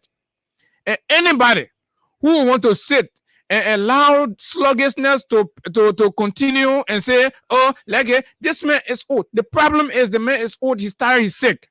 He's weak. He can't stand anything. Even the working temperature, and you want to put it on it, he will not have stood it. Right? The problem started when that man started marching from the door to come to the program. You don't follow the program, but you're bringing it on your feet. You're not following. The main problem started when he started marching. He started working, linking. And when you're the president, then we're marching to go. I started sensing that trouble was coming. But you ain't listening. You did not take clue from the warning sign. And when the man was even seated, this man was uncomfortably shaking his head and doing all kind of unnecessary gesticulations, battling the challenges he was having from within his system, thinking that would have helped him. But yesterday, you people did not read from the signs and signals. 40 protocol, you take an arrogant, messy lady who fails in management, everything, and put her in charge of everything, and then she tell her, he say Miata family. Very messy manager. She blundered the entire thing, and they could not draw from all those signs and signals that were happening. They sat there, they allowed the man embarrassingly walk to the podium, went there, and when he stood up there, right, still there were signs of embarrassment. They did not take clue. Y'all go back to the video and watch the thing here. That Labrador thing, Baka is president of Labrador already. Y'all finna made him president. So whether you're lucky, some of y'all, your boss, you're ready, you don't want to listen. Our men will pull our speaker, you open the speaker. Oh wow, we'll be talking. Everybody, yeah, the country, everybody, all in the country, hearing it, right? Because we're saving the state now. We are rescuing the state. And all got to rescue this country together. You did not draw from all these signs. And then, if you want to say the heat, Baka sat there from 10, let's say 10:55 or 11, right? For almost 30 to 45 minutes. So if heat was a problem, that it is possible it would have been detected one way or the other, right? So heat cannot be responsible. But this man kept battling, thinking that apparently whatever substance they gave Baka, there is a picture I saw, and I will share it on my page. You should go look for it. This lady, Mandela Cooper, she held in her hand small bottle. And if you go back to the video, she was all the way around Baka. Even when the EPA people came and provided that she was there standing with him, right? Apparently, they should have administered that help or whatever to Baka earlier, but they did not do, or the dose they gave him was not sufficient. And we saw what we saw. The man walking, the men are emergency, they always get small medicine, everything, doctor then, right? Maybe now that we know this, they men are that country material.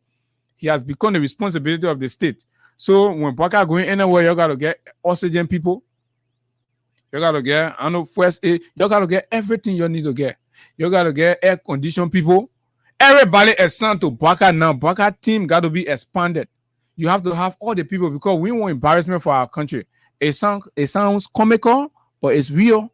This man must do the job, and they may not going to lay down to a hall and delegate his functions and detail to somebody else, right? When we have a constitution, and then we'll invoke the constitution. Nobody is saying, somebody say that Baka does not need to die before he vacates the presidency. If Baka proved incapable of doing the tax duties, functions, the oath he took yesterday, right? It's clear. The moment Baka fails to perform any of these things, we will pray our lawmakers, we will vibrate the system, and Baka will be replaced. Some of you who feel say your life and everything tied to Baka, your and Baka will go sit down one songa, you'll live there, you'll do whatever, but he will leave the presidency if need be. And to all of you who follow the speaker's election, are you guys realizing why Mr. Baka did not want a CDC speaker? You have to think and think fast. There is a reason why, if I did, let me say this. This is the exact reason why Mr. Baka did not want a CDC speaker. And this is the next stage of this conversation that nobody has spoken about that Abu and I have thought to raise. Baka did not want a CDC speaker, not because he could not work with Funati.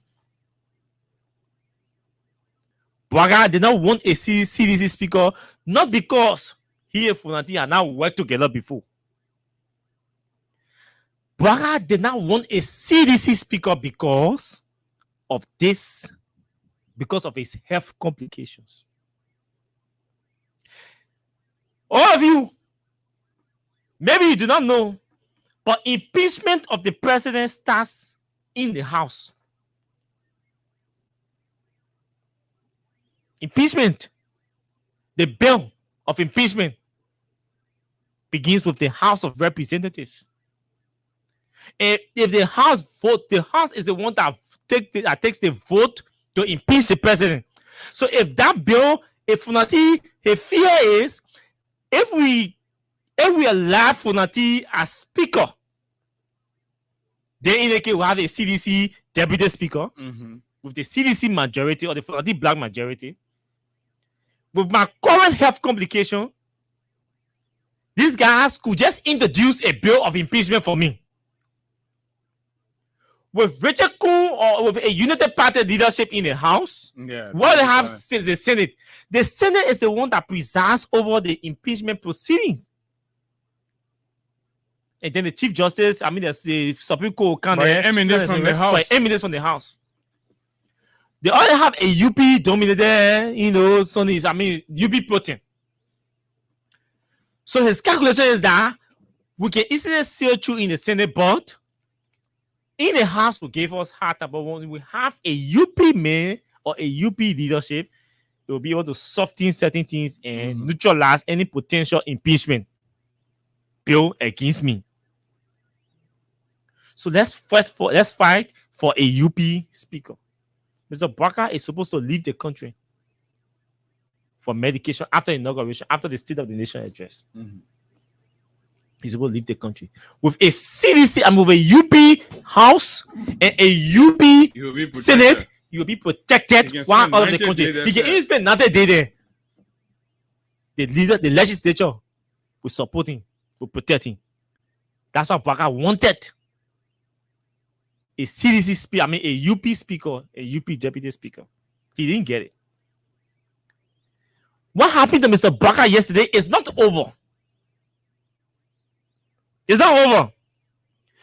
Today is Tuesday. We do not know Mr. Baka's health status. Yes, we saw him. They say we saw him interacting to a door. You know, the Ghanaian person are going to meet. He was able to walk outside and all of that, right? Chasnella also issues But that's not sufficient. Mr. Barker has the State of the Nation address to deliver on Monday to the legislature. Mr. Barker is going to the legislature on Monday to deliver his agenda to that body. That one, maybe the pen is supposed to deliver the long speech that the pen can't go now. Because his agenda is huge. That the pen can't go now. Then the one he go fin yesterday. Now he's recovering.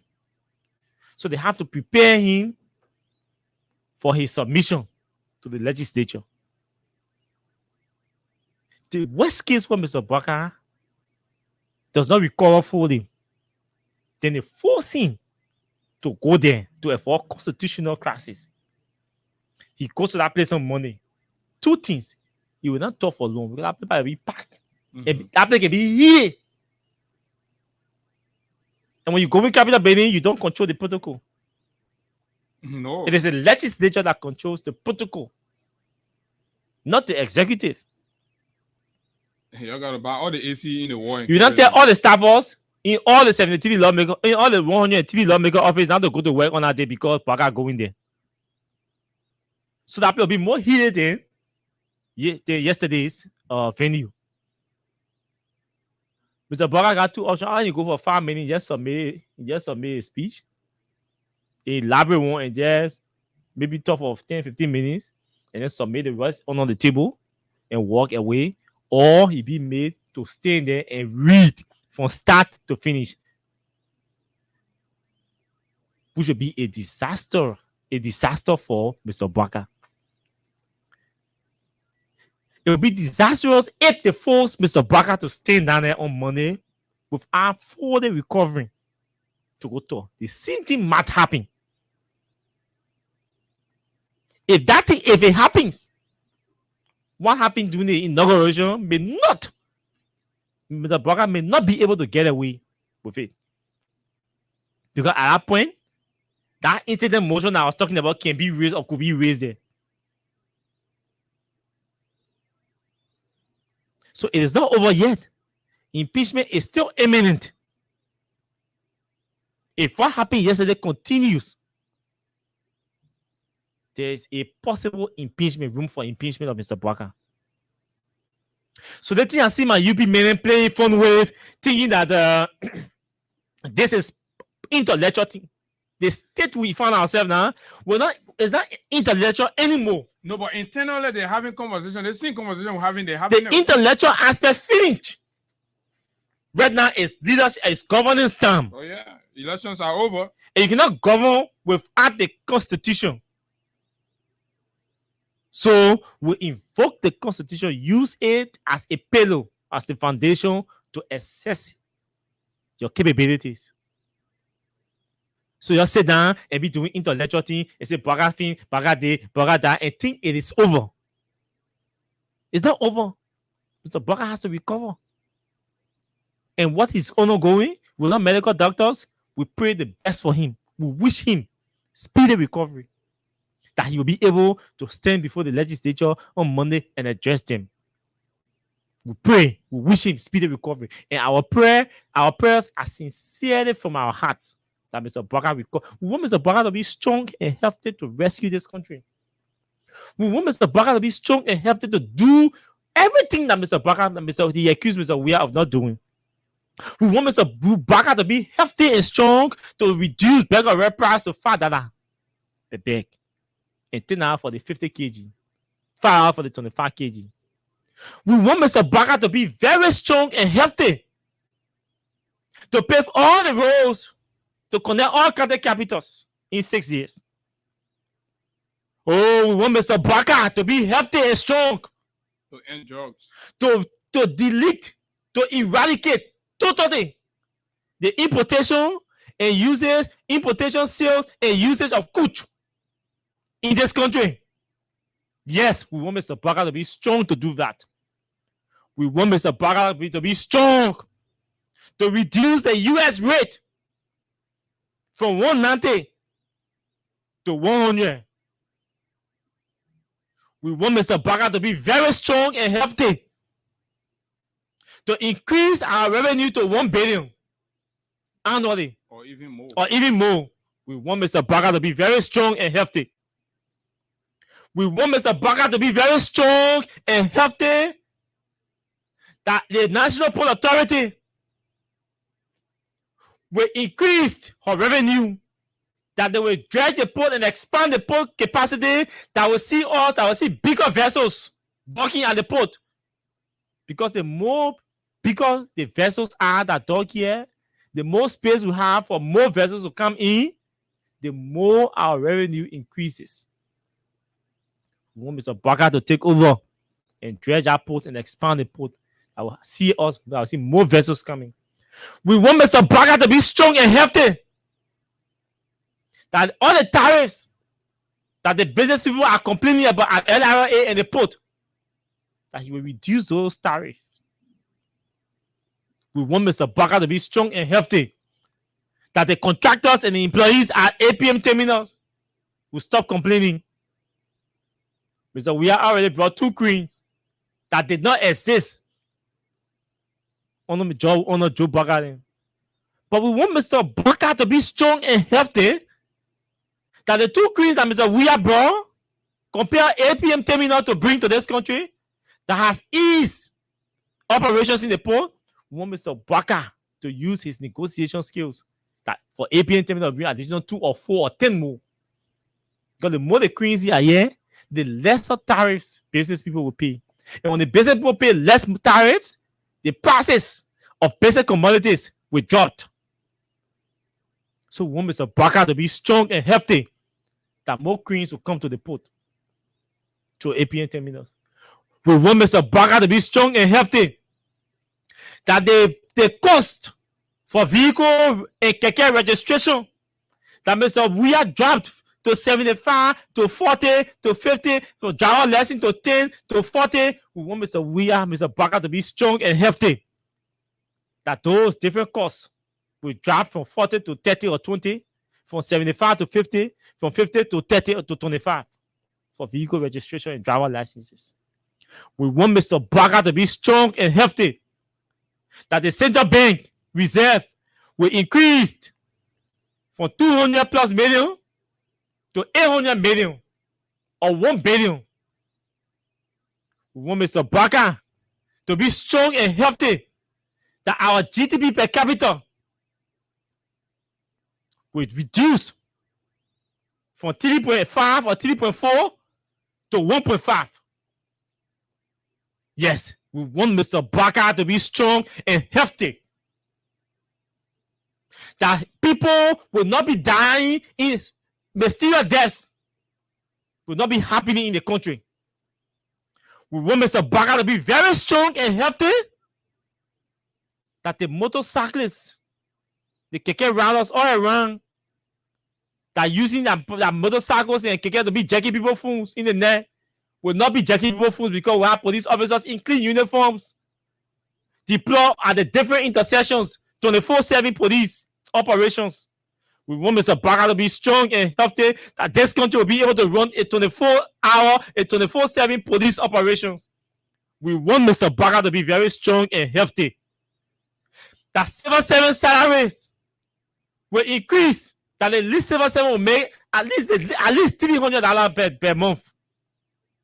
We want Mr. Barker to be strong and healthy, that all the companies that left this country will come back, that all Liberians will have jobs. We want Mr. Barker to be very strong and healthy, that the State-run University of Liberia campus will be built and furnished in modernized to the extent that we can compare to Harvard University. We want Mr. Barker to be strong and healthy, that all community colleges will be modernized to will be improved, refurbished, that all the community colleges will have their own campuses, We want Mr. Baka to be strong and healthy. That teachers' salaries, that no teacher will earn 500 minimum in this country. That everybody will make 500 above. We want Mr. Baka to be strong and healthy. That the nurses, the doctors that are earning $2,000 today plus will start earning $4,000, $5,000 US. We want Mr. Baka to be strong and healthy. We want Mr. Baka to be very strong and healthy. That private universities that are complaining that they're not getting subsidies from government will start getting subsidies from government. We want Mr. Baka to be strong and healthy. That even the subsidy that goes to Cottington, 220,000 will be increased to 70,000 or 100,000. We want Mr. Baka to be very strong and healthy. That agriculture will flourish in this country. That we will start producing our own, we will start growing our own rice and exporting them. We want Mr. Baka to be strong and healthy, that the value for rubber and cocoa will increase. That Liberians will start investing in rubber and cocoa because the value on the world market, when Mr. Baka president, the value for cocoa and rubber on the world market will increase. We want for Mr. Baka to remain strong and healthy, that our extractive goods, our gold and diamond will not be illegally mined and shipped out of this country with all Liberia having access to their deposits. We want Liberia, we want Joe Baka to be very strong and healthy.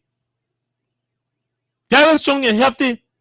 That all ministers in this country, assistant ministers who are complaining that their salaries were reduced, that their salary will be increased by 3,000, 4,000.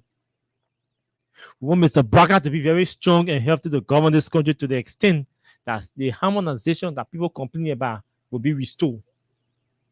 So not restored, but abolished. And all the salaries that they were making initially will be restored. We want Mr. Baka to be strong and healthy.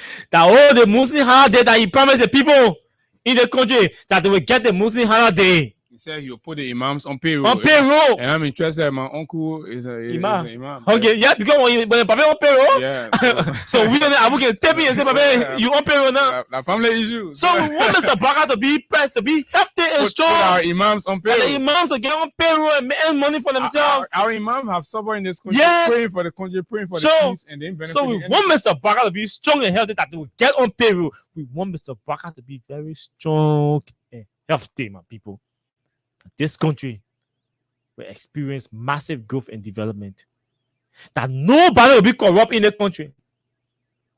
That state, that entities that benefit, that receive money from the budget, will produce that quarterly budget performance reports before they get money, in keeping with the public financial management law. We want Mr. Baka to be strong and healthy, that he'll be able to audit all government ministries and agencies and prosecute people who are caught in misapplication of financial malfeasance. Whatever the offense may be, we want Mr. Baka to be strong and healthy, that these things will happen in this country in 6 years. That's correct. We want Mr. Baka to be strong and healthy. With that said, let me acquaint us or remind us about what the laws of our country have got to say in times like these. Article 63, subsection C says, the legislature shall, no later than 1 year after the coming into force of this constitution, prescribe the guidelines and determine the procedures under which the president, by reason of illness, shall be declared incapable of carrying out the functions of his office. Please take cognizance of this again. We're telling you, right? It is a matter of law, and we will not sit here. So if Baka like it, right, as much as Austin have said, very beautiful thing. If you like it, don't get well. If you like it, get sick. That's your business. You think I'm here to come be thinking about whether you well or you're not well. Baka, you like it, get sick. As far as we know, the Constitution is available, the laws are there, and lawmakers are under moral and constitutional obligation, because they have they took oath to defend the Constitution of this country. And by so doing, if Mr. Baka fails to take care of his health and well-being, Right? It is none of my business. I'm not praying for Baka. No, I got my life to pray for. Right? So it is not even a matter of prayer.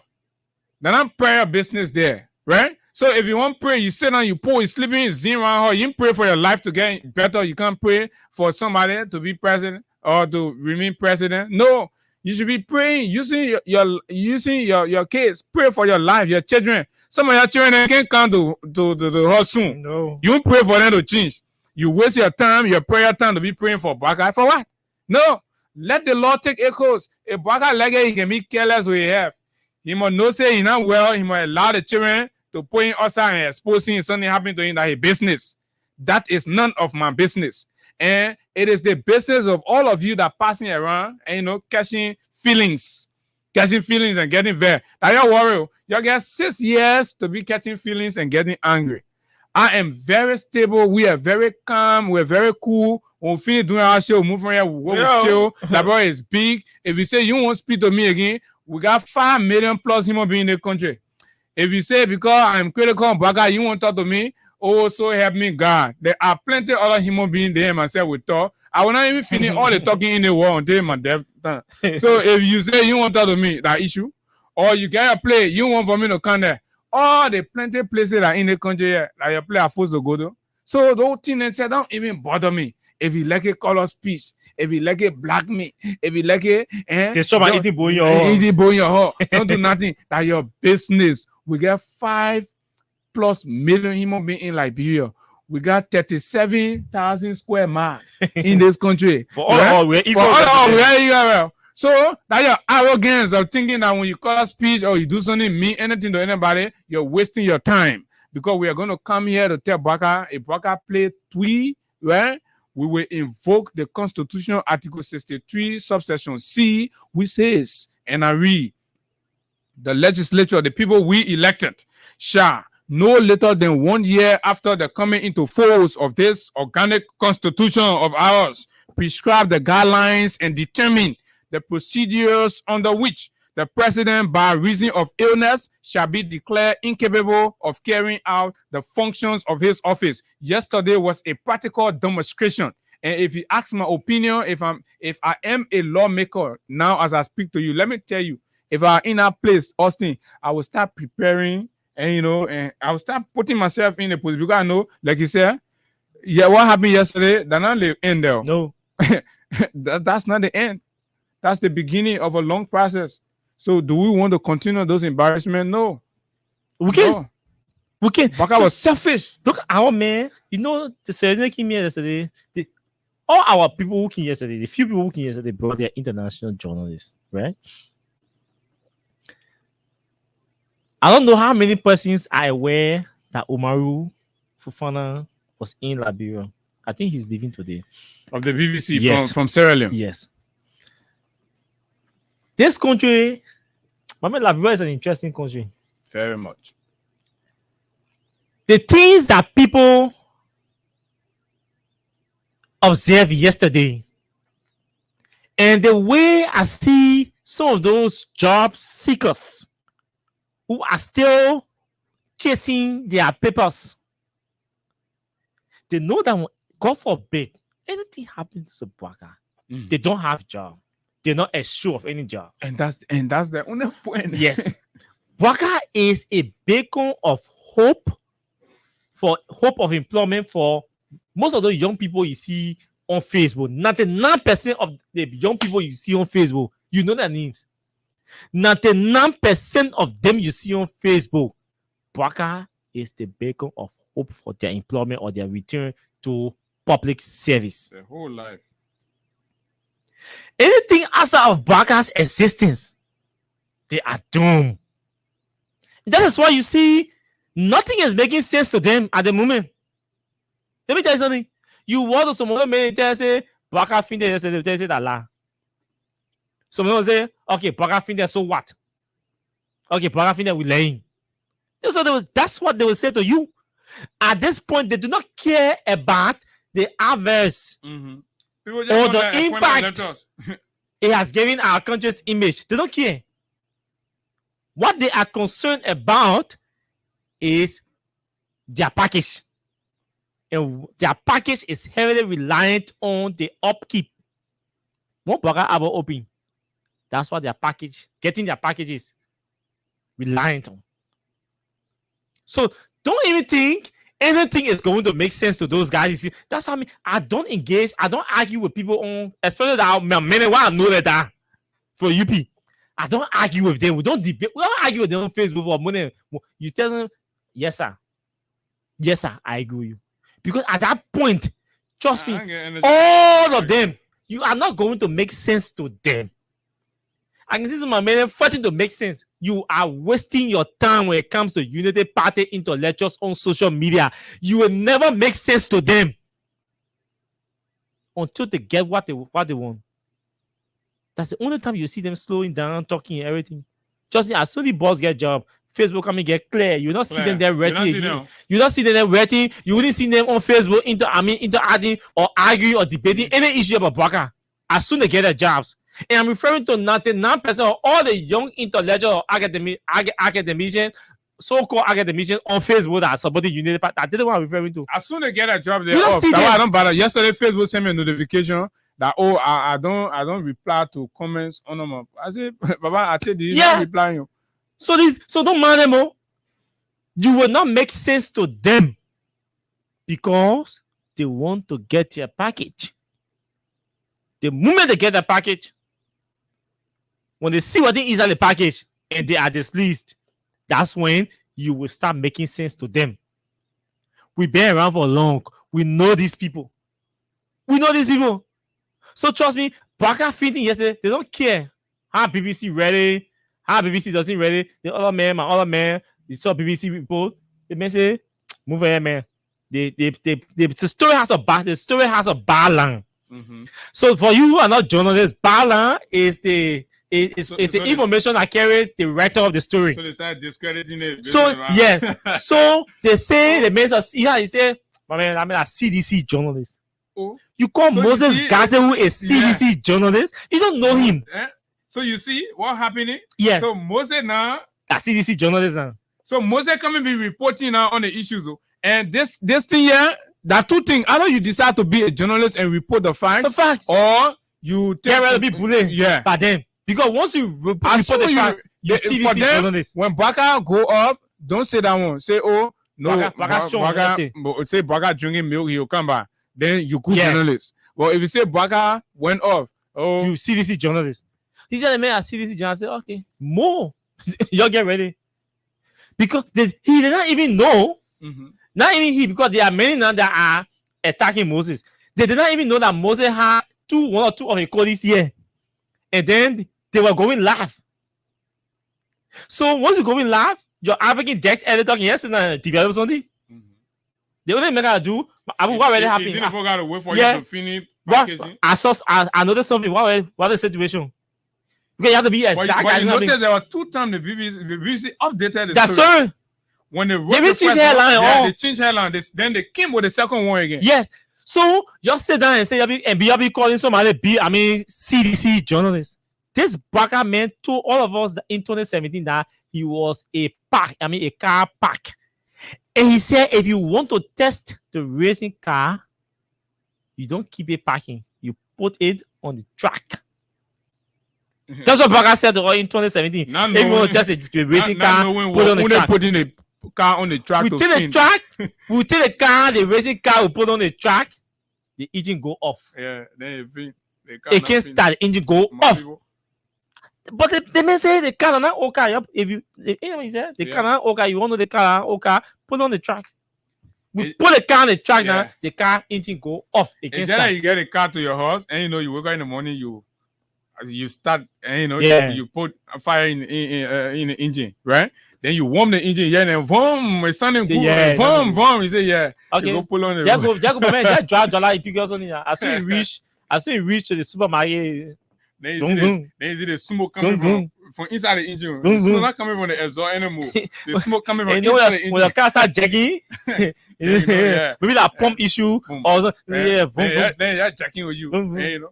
Everything accelerator, everything feeling on your phone. And the thing that happened yesterday. So my people, that is the disaster we have. That's the disaster we have. Hey, let me say this to all of you. We do not hate Mr. Bwaka as an individual.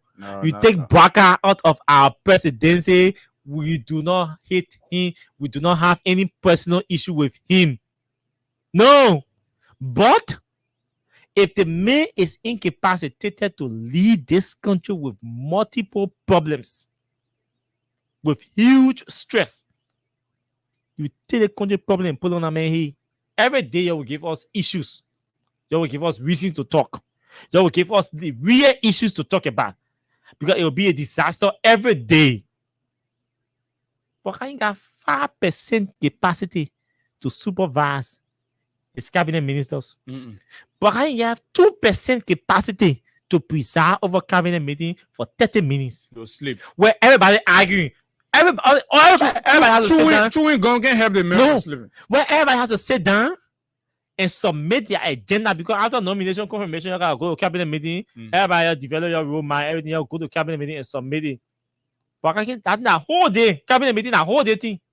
But I can sit down one place. Then a for whole policy day will be adapted. Yes, from all the national policy will be adapted now. Then start. So now we're talking. We've reached a stage. We're talking governance now. They're not intellectual thing again. But you tell that old man saying now one place for a whole day where all the ministers you take you appointed. To some extent, credit to them. Trust me, they have capacity. Yeah, I think let's go. They have capacity. So, Minister Grace has to sit down. Greg Kuma has to sit down. Kofi Woods is sitting down. How you call him? What the other one is? Let's say they have to sit. Imagine all those people sitting around the table to present their agenda that will tie into your arrest or agenda for the country. You have to sit down and review them, discuss them. From there, you come up with an approved agenda for the country. Yeah, because that whole arresting is a campaign thing, so you got to go sit down on the table, fine tune it. But can I get a capacity, folks? Let's be frank. Be there. At the end of the day, people that Grace there and Kofi Woods and running things. So, like, actually going to be run on a borrow idea, borrow sense, borrow direction. It's always going to come from other people. Look, and you just gonna have this puppet-looking president there, and with the occasion, just say, "Oh, this is what my people." Take investigative report and take all the findings and place the findings. Baka will say, "Go read the findings." Nah, he does not have the capacity. He does not have the cognitive capacity. That Kofi Woods there, Sylvester Grace, they will be doing nothing. So at the end of the day, the same thing you're complaining about. Say Nathaniel Magay was de facto president, he was prime minister. The same things you're complaining about. At the end of the day, the same thing can be happening, because if I was coming happen, because you can have Kofi Woods and Sylvester Grace there clashing over supremacy. That's exactly what's going to happen, right? But let me read the list, and then probably we'll just run over it, and then we go to the phone, and I begin to pick your calls as Liberia braces itself for its health challenge president. And first of all, before I read this, it's important to know that this is unsigned and it does not have the presidential sealed and appears very unofficial, but we have managed to confirm from credible, reliable sources in the cycle of Bwaka that yes, it is authentic. So on the basis of that, we will read it and gauge, try to see what we can say initially about the first five. Republic of Liberia, the president. For immediate release, Monrovia, January 22, 2024, and that is even in parentheses, the president of the Republic of Liberia, Honorable, let me help you. His Excellency Joseph Newman Bwaka, Sr., has nominated the following officials in government, pending Senate confirmation. 1, Mr. Buema S. Kamara. He used to be the Minister of Finance that took over immediately after Amara left. So he has been appointed, according to this release, by Joseph Bwaka as his first finance minister under his leadership. The next is Mr. Sylvester M. Grisby. Many weeks, if not months ago, I think over a month ago, I broke the news that Sylvester Grisby was brought in to be the Minister of State. And again, that has come to fruition, just like we told you. So Mr. Sylvester Grisby has been appointed, according to this listing, as Mr. Bwaka's Minister of State for Presidential Affairs, right? In the role McGill was previously in, right? 3, Mr. S. Kofi Woos, Samuel Kofi Woos, National Security Advisor. Kofi Woo, a very brilliant human rights activist, advocate, a labor rights activist, all that. He has a credential in those areas and blah, blah, blah. But we do not have information about his security credentials. But Bwaka has picked him for his national security advisory position. This is the man that is going to be advising our president on security matter. What does he know about security? Remains something we will have to unpack subsequently. 4, Mr. Gregory Comer, Inspector General, Liberia National Police. And 5, Mr. Sam Gay, Director of the Executive Protection Service. He used to be there before, right? Yeah, sure. He used to be there. And he left at a certain point in time for whatever reasons we don't know. We're yet to know. But we've started establishing contacts with most of these people. Mm-hmm. Why? Because we want to get their credentials. Those who will be willing to give us their credentials, we'll go through them beginning tomorrow. We hope to get some today. We'll start going through them tomorrow, so you know what their qualifications are, what their experience, what their work experience are, and all of that, which is very, very key for all of us to know. Yeah, sure. We can jump to criticism, but there are a few that we are familiar with, not in detail. Like Bwema Kamara, we follow his service at the central bank. He was at the central. He used to be at the central bank as deputy governor for, I think, operations, and then he left and went to the Ministry of Finance as minister after Amara left. There are other issues with a leadership style that we are already hearing in things about.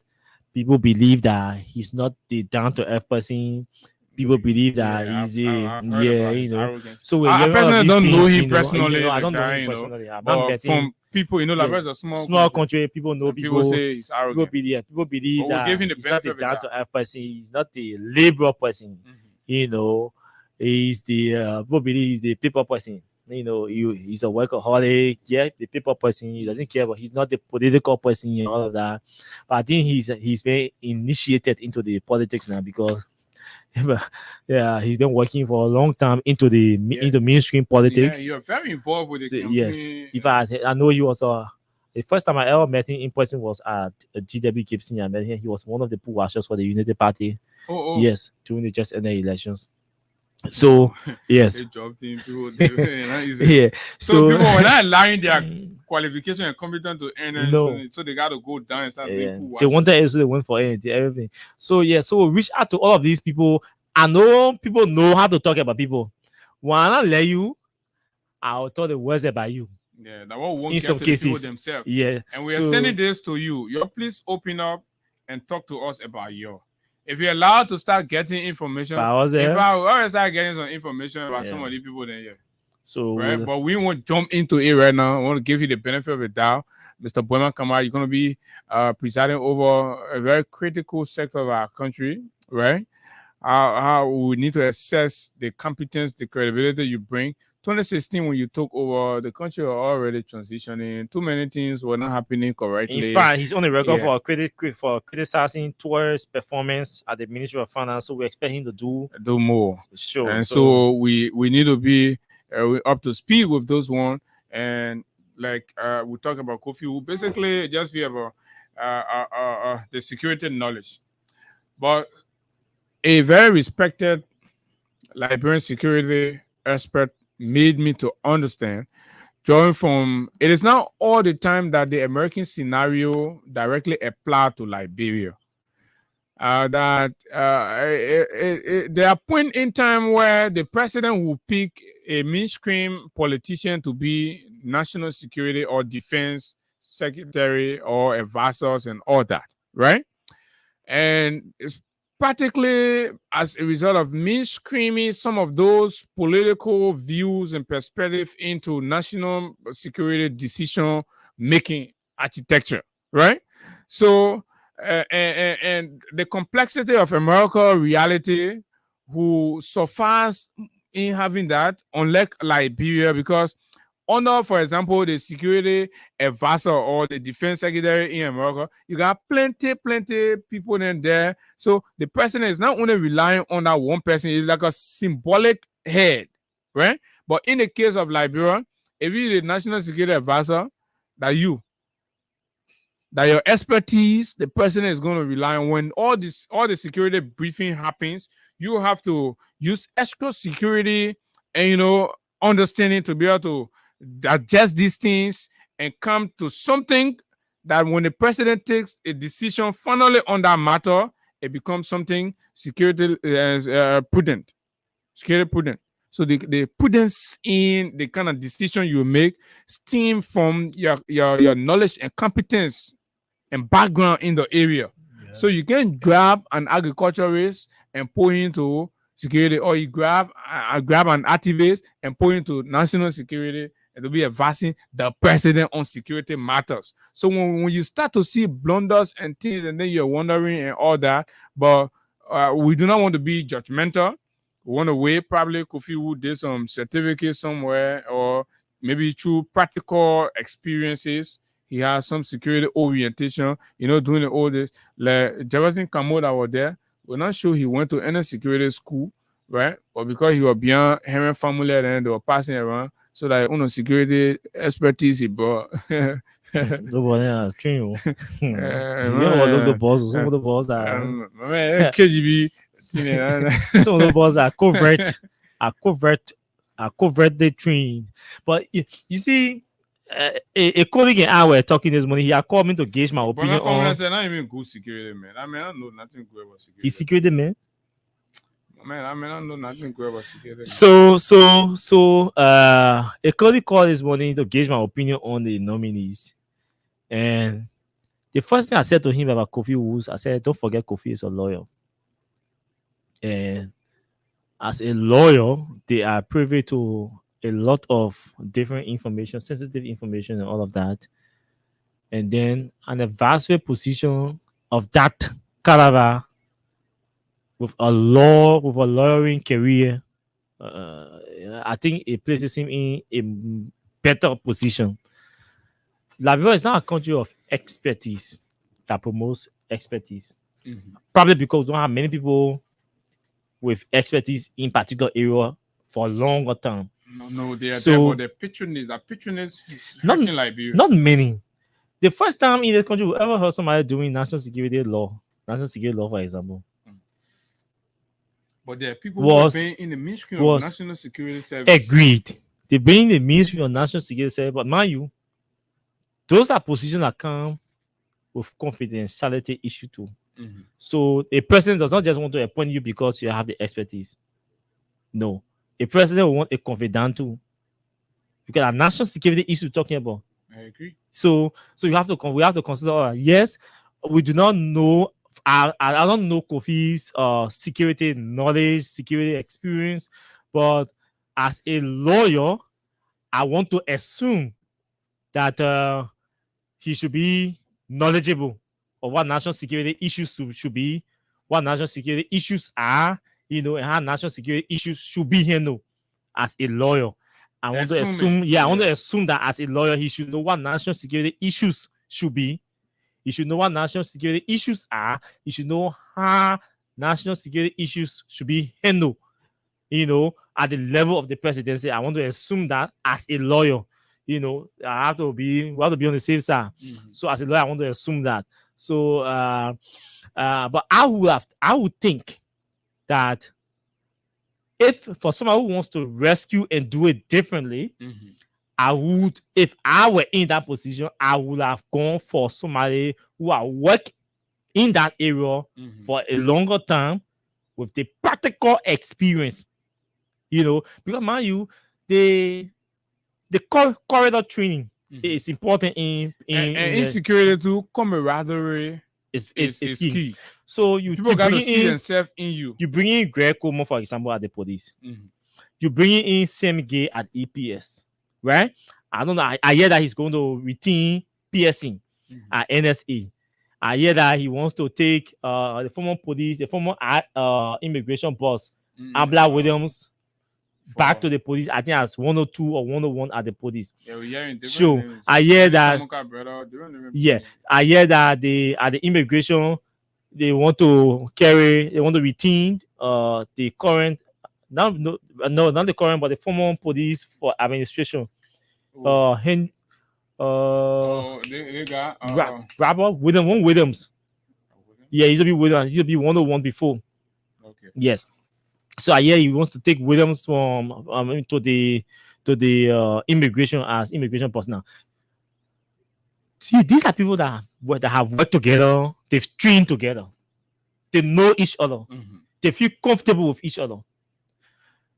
So they will feel comfortable confiding in each other sensitive information. Right? So Greg may feel comfortable confiding in, we feel comfortable confiding in Sadatu Reeves as national security advisor to Joseph Boakai. I'm just using her because she's in the security sector. No, but Right? you are perfect. Sure. Shut up. So Greg may feel comfortable confiding in Sadatu Reeves because she's from that sector. Yeah. As a national security advisor. PSC may feel comfortable confiding in Brandon Samuka as a national security advisor because he's former defense minister. Yeah. So PSC will feel comfortable. An American dream, blah, blah, you know. And Brandon, I'm sorry to come in a little bit, right? My fear is we may have a repeat of Jefferson Campbell, right? Where you have a lame dog national security advisor who is not allowed to function properly because they lack the orientation. He has demonstrated that kind of command authority. Yeah. But if you have met a Brandon Samuka there, he understands the role as the national security advisor.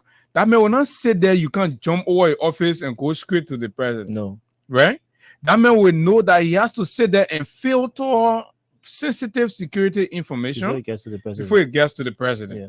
People will not see the chin. Yeah. And once I get to the president, he'll be able to use his experience to advise the president how to take what action to take. Even if there are briefings, if the president is brought into briefing, you realize that you'll be able to regulate the flow. Sure. Right? But a man who is not too school will be a little limited because the men will be using security things. When it comes to the what to say. It will be using this is classified, this is classified. In fact, they will even concoct a means to kind of pull you aside on some issues because of your limitation in the area. So, and I agree with you that coming in as a rescuer, you want to do a little differently. But if it is business as usual, so this pronouncement is a little contradicting to Mr. Boakai's conversation at his inauguration of not doing business as usual. No, clearly it is a contradiction. Clearly it is. Clearly it is. So since you have confidence in Sam Gay, you have and my thing is Boakai is not short of security people. No, because Masako is around. I see Aswa people around him, right? I see Brandon Samuka around. Or are they refusing the position and going for a bigger or lucrative positions? I'm told his insistence was that he want to have Kofi Wu around him, but yet he's not prepared to make Kofi Wu Minister of State. He preferred the pen pushing capability of Grisby to Kofi Wu in that capacity, but yet he won't this man around him. So it is still demagoguery that it has to be what. But the president is entitled to legal advisor. So appoint Kofi as your legal advisor and find somebody with the experience to serve as national security advisor. So you could say you want him, say you need him around, then appoint him as legal advisor to the president. I think you could do that. You will be better because security people are a little selfish. Oh, obviously, obviously they are. So because man, you were talking national security, we're talking classified information, sensitive content. To share sensitive content with the president through his national security advisor. No. Why you think Patrick was left in the wilderness? That's part of the reason. The same thing happened with Burma Formula. Trust me. People feel the closer you are. Security board can do that. A former said he would not go confirm sensitive information that his mother was supposed to know, that's supposed to get to his mother through Burma family. No way. A former said he would not do that. A former said he would look for his peer, a caliber of people who he can trust that will keep certain information classified for the rest of his life.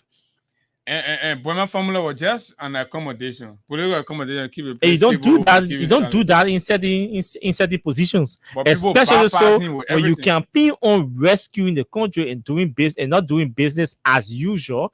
It means, come on, you can't be doing. You can't be saying we not do business as usual and you're doing business as usual. Mm-hmm. No, you can't do that. So I don't see Kofi as a comfortable pick. You know. I don't see it as a comfortable pick, except when he wants Kofi to be performing different functions, but hardly under the canopy of a national security advisor. That could be possible too. Kofi, be performing different responsibility, your title will be national security advisor, but you'll be performing different administrative responsibility. But then there's a vacuum. Obviously. So it doesn't speak to somebody who wants to rescue. You know, that's let's say for the Kofi pick. And then what kind of police inspector general you think this time Greg Okoma will be? Well, I don't want to make a comment on Greg issue because they say conflict of interest when you're saying that, and when they speak up Bizarre, and so they discuss the issue about Grand Crew, he recused himself from Bizarre because it's fair. Greg is a big brother, so I don't want to say anything about him. It's fair enough. It's fair enough. But I am worried that Greg will be corrupted based on his initial dealings and interaction with people before even becoming the inspector general. So I will not be surprised if I see the police dealing into unnecessary things. It's up to him, right? It's up to him to prove me wrong. And I'd like to give all of the appointees, right, the benefit of the doubt. Because it will not make sufficient reasonable sense to me that as soon as I hear your name, then I just jump on you. No. Right? So I would like to give all of you the benefit of the doubt to prove a case. And then we pick up from there. But there's an issue. There's a concern. An observation that is key to note, Abu. Mm-hmm. Why I want to reserve my opinion, but it's very important to indicate this. Greg is stepping in a very big shoe, a huge shoe. Patrick took over the police from Greg. Mm-hmm. Now Greg is taking over the police from Patrick. Because Caesar. Sure. Mm-hmm. There is a huge criticism against Patrick's performance at the police. And the first person that the public compares Patrick's performance to is Greg.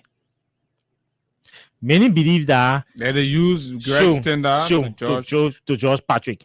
And people believe that there are some who believe that Patrick performed far below the standard that Greg left. No. There are some who believe that, yes, so Greg coming back is coming back far below every standard in the world. So coming back to the police means he's coming to start from scratch if we must accept that standard Patrick performed far below the standard he left there.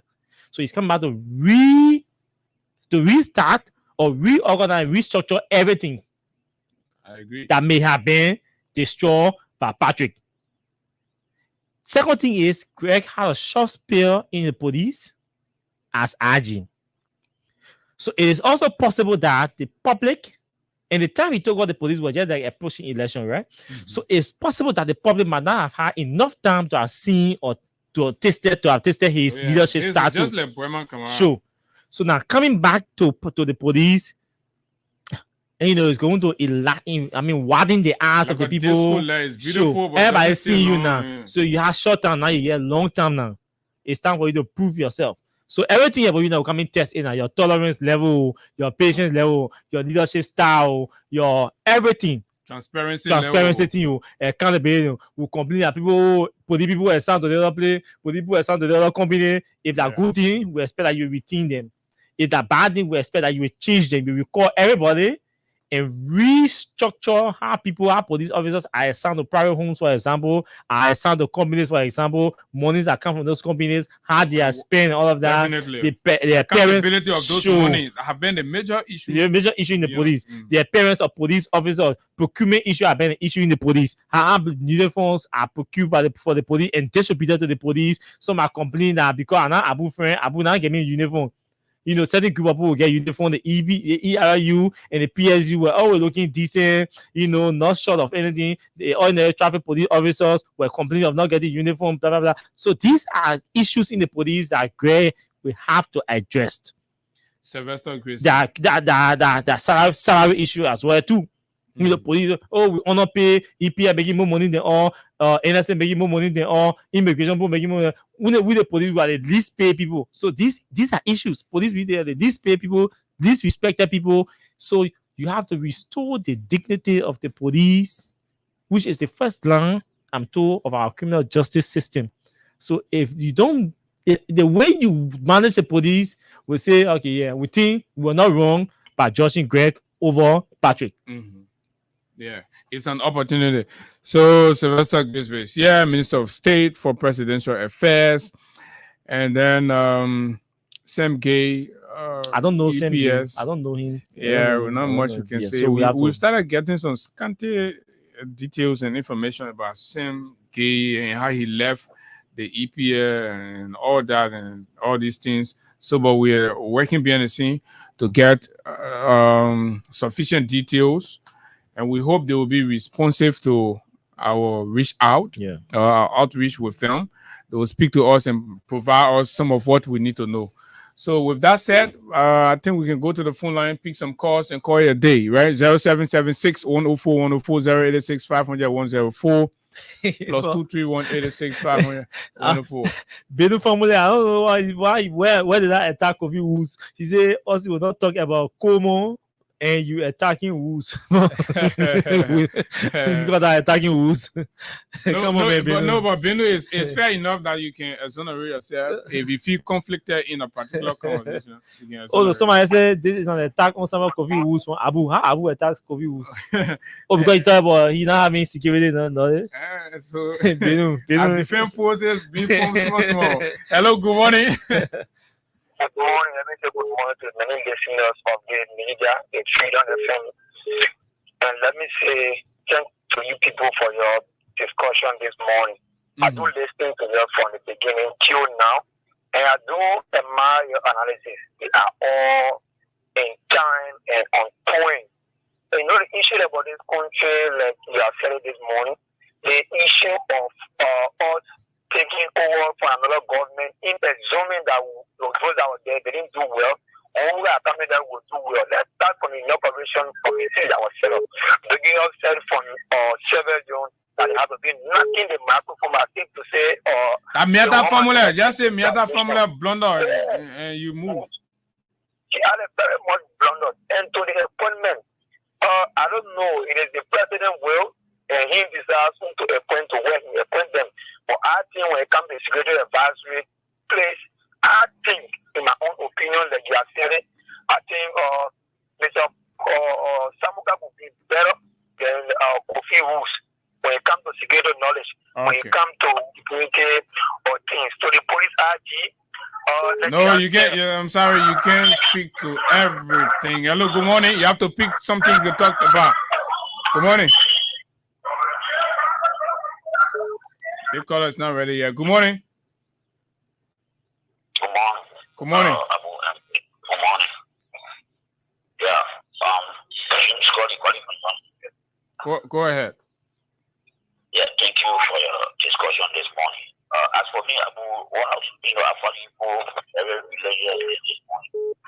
My concern here is, as for me, the president-elect, I will not have pity for him because up to now, he are not going to tell us whether he's sick or he's not sick. He continue to tell us he's fit to do our work. So my concern is all the promises that he has made to us, that God will not see 100 years and whatsoever president we have, the former president we have. But how you feel after he told you and told the Liberian people that he was fit to do the work? How you feel hearing news about him fainting or watching him faint on yesterday? It is only you or me can justify whether we are ill or we are not ill. But if the concern will be going on, and then you start, as I'm still facing my illness, then you think people, for me, I'm on like trouble. Really, I don't have any pity for him, for my, in my heart, because you have to feel up to now. Even really can be easy to go where you want, when you fall, or when you carry him, when you can't, it's only better will be equal dedication. So as far as I'm concerned, yesterday, it was just wanted to fix things. All right, thank you. You just want to fix things. Good morning. Good morning. Good morning. Good morning. Hello, good morning. Yeah, good morning, Mr. Abu. Good morning. Yeah, my name is Azi, first to be called son of Silky. And I joined the conversation in the morning from the church to see my phone. Mr. Abu, like the second Austin Legend said that he is happy for that sharing that we served yesterday. He's not happy because of the state of our country. But I'm sitting here when someone who is happy because we call every morning 7:30 for a talk show that has been sharing up over the years in this country that this woman is sick. And then yesterday, it came to reality. I'm not happy because my country was disgraced. No, we follow all international news and political talk show posts when it comes to international standard. It is posted yesterday on that bad standard. But then the one thing that has started in my corner is very comfortable for my country to discuss that is based on that we told the people about this mental condition. All right, wasn't disappointed about the news or the conversation about health and all that. Masisi has joined. Masisi, good morning. Yeah, good morning, Abu, and good morning to Austin Kawa. Masisi, how are you? Happy New Year to you. Yes, thank you. Thanks to you, my child. So Abu and Austin, I put my tears behind me now. We're moving forward, because we are left the station. 6 years, my son, you were here. Telling the people, this man is not comfortable to rule our country. This man is not well. And then man set him up, which is Joe Buaka. In my little man voice, Joe Buaka told the people that I want to do my face makeup. They hear all I want in this country. And the people were pushing it. They want power. The people are left, they're coming back. In that station, you have to all them men for 7 years. I don't know, after Jackson from America, you said him was 7 years old when they brought him to Liberia. You get me? Mm-hmm. Okay, he was 7 years brought him to Liberia. We went to school today, he said So you agree? So you agree with that one? Yes, I agree. I agree because. But how you agree? You're there. You're there. You know about it. Yes, son. He said you no, agree. I never knew about that man. Information minister, former information minister, and he told all the things. He said on the same platform, and to see Joe Biden go to a printer to free people. When we got EFBC here to run a show, they make people for order. Which I know from I know formula. What kind of formula? That one because she won't eat the when she brought out 50 people here, said they get a lot of things to do. And see how they split what my son. You see, people can fall in, they for say defend, they for they are liars, they are criminal. They say defending. That man. And then they're going to come down yesterday on the bus, they look to the defense team and now say, oh, we're going to stay there. Or tell go for that civil our piano man yesterday, all that man yesterday. And the same person was defending, no, the men are for the men, they won't fit it. And they saw people that came from America. So a great occasion, then one of them are died. They are passed out. And so they stay for Liberia. Not for the party, but for Liberia. We are disgraced. We are our country. It's running to stop that way. It's running to it. But when I do that, you do that. They say what wrong. That means that it's the better this and that. But today, looking for info to lead our country. You getting me? It's wrong. Baka will take you go say. Now they put a brother mental power. That say, oh, Baka will do X, Y, Z. Me, I have to know about X. But me, I want you to rescue my children. Baka, get on your stomach, stay on your feet, and rescue. Or when you stop up, you must get it. If you not do it, you go to you get your hotel, you get, and you will be for your whole safety. Thank you. Thank you. Thanks a lot. And let's take this person on the line here. Hello, good morning. Good morning.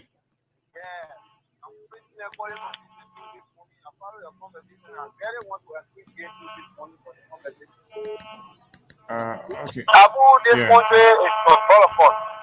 But people still don't hear out that what people say, yes. Look at it, up to now, other people will say they won't take it. So this is the kind of like where we find ourselves. We just looking up to the people, anything they do, that's the ball. We don't sit there and look at them doing things out of the way. Okay. Thank you very much, your line. Hello, good morning. Good morning, Abu, and good morning, Austin. CDC Pape calling from our point. CDC Pape, welcome. Thank you. But how they give me another kind of position, somebody gave the woman school. The woman fully maintain a school to educate children. She made a school. Then today, what kind of school? Oba girls. Oh my God, I was teaching there. Oh, you are there? I was teaching there.